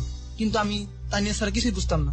আমি একটা কথাই বলছি, আমি যে তানিয়াকে ভালোবাসি সেই তানিয়া আমার কাছে আসতে হবে, কারণ ওরে আমি পুরো মুখস্থ করে ফেলছি। সে না থাকতে পেরে সে আমাকে 4 মাসের মাথায় আমার সে ফোন দিয়ে খুব কান্নাকাটি করতেছে। 2 মাস পর ও স্বীকার করছে যে ও বিয়ে করছে, কিন্তু বলে না যে ওই ছেলেকে বিয়ে করছে। এরকম করতে করতে আমি বলছি তুমি চলে আসো, এই করো, তুমি বিয়ে করছো, তাও কোনো সমস্যা নেই, আমি মেনে নিবো তোমাকে। তখন কি করলাম, আমি আমার বলতে ভুলে গেছি, আমার স্ত্রী আফরোজা, ও খালি আমার কাছে স্বামীর অধিকারের জন্য সবসময় কান্নাকাটি করতো। আমি কোন রকমই ছিলাম না, বাচ্চাটা এসে পড়ছে আমার ভুলে। তারপর ওকে আমি রাত্রেবেলা, আমি বাসাতে বাইরে হয়ে যাই, আমি খালি রাত্রেবেলা খালি কান দিই, রাস্তায় বের হয়ে। তা ওদিন রাত্রে টান দিতেছে, আমি লাথি মারছি পেটে লাথি মারার পর আমার বাচ্চাটা মারা যায় পেটের ভিতর। আমি জানতে পারি এটা পেটে খুব ব্যথা হয় রাত্রেবেলা। আমি ওকে সহ্য করতে পারতাম না, আমার পাশে শুয়ে থাকতো, খালি রাত্রেবেলা চিল্লাইতো পেটে বাচ্চা মারা গেছে, কিন্তু জানতে পারিনি পেটে বাচ্চা মারা গেছে। খালি চিল্লাইতো, বাচ্চা মারা যাওয়ার পর পেটের ভিতর বাচ্চা ফুলে গেছে, খালি কানতো চিল্লাইতো। আমি কইতাম রাত্রেবেলা থাপড়াইতাম, একটু কানবি না, চিল্লাবি না একটু, আমার ঘুমাইতেছে, আমি ঘুমাবো। কিন্তু ও খালি কানতো, ও মুখ চাপ দিয়ে ধরে কানতো, মুখের ভিতরে গামছা কামড় দিয়ে কানতো। ও আমার এত ভালোবাসতো। তারপর আমি কইছি ঠিক আছে আলট্রাসাউন্ড করো, আলট্রাসাউন্ড করার পর বলছে যে আলট্রাসাউন্ডের ভিতরে বলছে বাচ্চা ঠিক আছে, কিন্তু বেশি ব্যথা হওয়ার কারণে আমরা একটা ডাক্তারের কাছে নিয়ে আসি, হলো বাড্ডাটা ডাক্তারের কাছে, ওখানে নিয়ে আসি একটা নার্সিং হোম। ওখানে নিয়ে আসার পর বলতেছে বাচ্চা মারা গেছে 5 দিন আগে। বাচ্চা পেটের ভিতরে ফুলে গেছে এবং পেটের ভিতরে ঘা হয়ে গেছে। তারপর বাচ্চাকে অ্যাবশন করানোর জন্য তারা মেডিসিন প্রয়োগ করলো, ভিতরে 10,000 টাকা লাগবে। তারপর আমি কি করবো, তাড়াতাড়ি করে আমি কিছু টাকা ম্যানেজ করলাম, ম্যানেজ করে দিয়ে গেলাম। এটা হলো 2015 21 ফেব্রুয়ারি বা এর আগের দিন হবে, ওর বাচ্চাটা অ্যাবশন করা হয়। ও কেউ বলে না বাঁচবে, কিন্তু আমি মনে মনে বলছিলাম ও মরে যায়, আমি চাইনি। The ultimate truth is really really miserable এবং টলারেট করাটা খুব মুশকিল। আজকে অত্যন্ত সাহসী। ও যা বলছে সেটা জেনে ওর পরিবার এবং ওর কাছের মানুষ, এই আফরোজা কিংবা তানিয়া কোন অবস্থায় আছে আমি জানি না, আমি আরো সামনে গেলে হয়তো জানতে পারবো। তারা ওকে কিভাবে নিবেন ঠিক জানি না, কিন্তু ওর সত্যের যে রূপ, সত্য বলার যে সৎসাহস, সেটা প্রচন্ড শক্তিশালী। কিন্তু সেই জঘন্য সত্যগুলো জেনে সুস্থভাবে ওকে মেনে নেওয়াটা এটা খুবই মুশকিল। ওকে বলুন তারপর। তারপর ওর বাচ্চাটা অ্যাবশন হয়, অ্যাবশন হওয়ার পর বাইসে যায়। তারপর আমি মনে মনে বললাম যে বাচ্চা যেহেতু বাচ্চা থাক, কারণ তানিয়া তো দূরে চলে আসে আমার থেকে। তারপরে বাসায় আসার পর বলতেছে যে ঠিক আছে বাচ্চাটা মারা গেছে, কি করবো এখন, ঠিক আছে দেখি সুন্দর করে সংসার করতে পারি না। আমি ওকে বুঝ দিলাম যে ঠিক আছে যাই হোক সে হয়েছে। তারপর তানিয়া আমাকে ফোন দিল, ফোন দেওয়ার পর বলতেছে এই অবস্থা, আমি এখানে থাকতে পারতেছি না, আমি তোমার বিলে থাকতে পারতেছি না। মে মাসের শেষের দিক দিয়ে ও আসছে। আমার বাবা মা জানলো যে ওই মেয়েটা মেয়ের সাথে আমার সম্পর্ক এই সেই, সে আবার আমার সাথে সুন্দর করে সংসার শুরু করলো। সংসার মিন্স কি আপনি বিয়ে করলেন তাকে, তানিয়াকে? ওই রকমই, ওই রকম মানে বিয়ে ছাড়াই। সংসার না, ইটস লিভ টুগেদার। হ্যাঁ, বিয়ে ছাড়াই আমার সাথে ও সংসার করতেছে আর কি। এরকম। এটা আপনার প্যারেন্টসরা মানতে বাধ্য ছিল? বাধ্য ছিল বলতে কেউ জানতো না যে বিয়ে হয় না, কিন্তু এই আজকের পর থেকে জানবে যে ওর সাথে আমার বিয়ে হয়নি। মানে সবাই জানতো যে ওকে আপনি বিয়ে করে কিন্তু ওর ভাই আর ওর মা জানতো, লাস্টের দিকে জানছে যে বিয়ে হয় না। আফরোজা কি জানতো? আফরোজা জানতো বিয়ে হয়েছে। ও থাকার পরে আরেকটা বিয়ে আপনি করেছেন, বাট রাইট নাও আপনি তো সত্যটা বলছেন। হ্যাঁ। তার মানে সে কনফার্ম হয়ে গেল আজকে যে আপনি তাকে বিয়ে করেননি। হ্যাঁ, এটা রাইট হবে। এখন আমি তাকে বিয়ে করিনি। এটা জানলে কি হবে? ও খুশি হবে? জানলে সে অবশ্যই অনেক খুশি হবে, এবং কি আমি যা চাই সে আমার তাই দিবে। তানিয়ার সাথে কি স্টিল আপনার কোনো সম্পর্ক আছে? এখন বর্তমানে কোনো সম্পর্ক নেই, কারণ আরেকটা কাহিনী করছে সেটা হলো যে কিছুদিন আগে সে আসলো, আসার পরবর্তীতে সে আর একটা ছেলের সাথে সে সম্পর্ক জড়ায় পড়লো। ছেলেটার নাম হলো সম্রাট। সেই ছেলেটার নাম্বার আমার কাছে এখনো আছে। কাহিনীটা করলো কি, ওকে আমি মারছি, কেন অন্য ছেলেদের সাথে সম্পর্ক করবা, আমি আসি, আমি তোমার জন্য আমার জানটা দিয়ে দেবো। এই কুরবানি ঈদের পর দিন, এই যে 25 তারিখে যে কুরবানিটা গেল, এই পর দিন আমাকে সে ফোন দিয়ে 26 তারিখে সে আমার ফোন দিয়ে বললো যে আমার বাসায় আসলে একটু প্রবলেম। কি 2 মাস ধরে আমি ওর ঘর ভাড়া দিই না, আমি সম্পূর্ণ ওর খরচ নিতাম। আমি 2 মাস ধরে ঝগড়ার কারণে আমি খরচ দিই না, যার কারণে ও আমাকে বলতেছে যে আমার বাসা আসলে একটু প্রবলেম। বাড়িওয়ালাকে দিয়ে আমার আটকাইছে যে আমাকে বিয়ে করে না, এতদিন আমাকে ব্ল্যাকমেইল করছে, আমার ঘর ভাড়াটার পর সবার দিতে বলেন, আর আমার এই খাওয়ান পড়ানো সবার দিতে বলেন এতদিনের। আর ওই ছেলেকে নিয়ে আসছে, ছেলেকে বলতেছে, ছেলেকে বলে নাই যে ও বিয়ে করছে, মানে আমার সাথে এতদিন সংসার করছে, বলছে আমি ওকে বিরক্ত করি। ছেলে জানতো না আমার ব্যাপারে। তখন ছেলেটা বলতেছে যে তুমি যে ওরা এতদিন ধরে ব্ল্যাকমেইল করছো, তুমি দায়িত্ব সব নিবা, এবং কি তুমি ওর টাকা পয়সা যা লাগে সব দিবা। আমাকে সাদা কাগজ ভিতরে সই করাইলো যে তুমি লেখো যে এতদিন ধরে তুমি মেয়ের সাথে সম্পর্ক, এতদিন ধরে তুমি তাকে নির্যাতন করতেছো, আর এতদিন ধরে তুমি তার সাথে খারাপ বিয়ে করতেছো। কিন্তু যে হোক আপনাকে ব্ল্যাকমেইল করে এক ধরনের হলফনামা নিয়ে দিল ও আপনার কাছ আমাকে থেকে, যাতে আপনি বলতেছে, ডিস্টার্ব না করেন। হ্যাঁ, ও আমাকে বলতেছে যে আমি ওই ছেলেটা বলতেছে যে তুমি সই করো, সই করে দিলাম। আমি মানে আমার শরীর এত অসুস্থ, তা আমি সই করে দিলাম, হাত কাঁপতেছে লিখতে। পরেও তোমার বাবা মার ডাকলো, কারণ আমার বাবা মার যদি আমি এখন বলি যে আমি ওকে বিয়ে করিনি, তাহলে আমার বাবা মার মান সম্মান যাবে, আমার মান সম্মান যাবে, এবং কি ওর মান সম্মান যাবে। আমি ওর মান সম্মানের কথা সবসময় চিন্তা করছি, যার কারণে আমি বাবা মাকে আইনি। আমি বলছি আমার বাবা মা হলো ওর ভাই। আমি ওর ভাইকে ফোন দিলাম, ওর ভাইয়ের রেফারেন্স আমি ওখান থেকে ছুটছি। ওর ভাই আসছে আর বলছে যে ও জানছে সবাই যে বিয়ে হয় না, ওর ভাইও জানছে, ওর মাও জানছে। তো বলতেছে, এখন বলতেছে তুমি কাকে বিয়ে করবা। তানিয়াকে প্রশ্ন করা হইতেছে তুমি কাকে বিয়ে করবা। তা বলতেছে, তানিয়া চুপ করে রয়েছে, সবাই বলতেছে। তানিয়া বলতেছে 2 মিনিট থাইমা থাকার পর বলতেছে আমি ওকে বিয়ে করবো, সম্রাটকে বিয়ে করবো। সম্রাটকে বিয়ে করবো। So she got this decision. Okay fine. Right now আপনার সিচুয়েশনটা কি? আপনি কি স্টিল তানিয়াকে লাভ করেন? আমি যতটুকু তানিয়াকে লাভ করি, ততটুকু আমার ফ্যামিলিকে আমি কখনো লাভ করতে পারি ওকে, না। আপনার জন্য আফরোজা এখনো আপনার সঙ্গে সংসার সে আমার সাথে বর্তমানে আছে, সে আমার সাথে সংসার করতেছে, আমরা এখন দুজন একসাথে থাকি। আমি আমার বাবা মার কাছ থেকে আলাদা থাকি। আমার বাবা মার কাছে আমি বের হয়ে আসছি, কারণ আমি বলে বের হয়েছি যে আমি যদি বের হই, আমি যদি বাসায় আসি, তাহলে আমি তানিয়াকে ছাড়া আসবো না। আমি যদি আসি তানিয়াকে নিয়ে আসবো, কিন্তু তানিয়া তো এখন আমার হতে চাচ্ছে না। অপরাধের জায়গা থেকে আপনি একটা মারাত্মক অপরাধ করে যাচ্ছেন, সে অপরাধের কোনো ক্ষমা হবে না। সে অপরাধটা কার কাছে করছেন আপনি সেটা জানেন? আমার বাবা মার কাছে। নো, নট অনলি দ্যাট, আপনি সবচেয়ে বড় অপরাধটা করছেন আপনার বিবাহিত স্ত্রীর কাছে। তা তো অবশ্যই, কিন্তু আমার বাবা মার কাছে বাবা মাকে আমি খুব কষ্ট দিছি এই বাবা মেয়েটার মাকে তো কারণে। সম্মানের জায়গা থেকে করছেন, বাবা মা মাফ আমি করে আমার বাবাকে আমি কিন্তু মারতে গেছি আপনার শুধু ওর স্ত্রী, জন্য। আপনার স্ত্রী, আপনার অনাগত সন্তান যাকে আপনি লাথি দিয়ে মেরে ফেলেছেন পেটের মধ্যে, এবং আপনার স্ত্রী যে এখনো এত কিছু জানার পরেও সে আপনার জন্য অপেক্ষা করে বসে আছে। এবং এই মেয়েটা তানিয়া যা করছে তার জায়গা থেকে সে শতভাগ লজিক্যাল কাজ করছে। সে কোনোভাবেই আপনাকে মেনে নিবে না, লাইফে কখনোই মেনে নিবে না, এবং সে তার মতো করে হয়তো কারো কাছেই খুশি হবে না, কিন্তু আপনার কাছে সে পারবে না।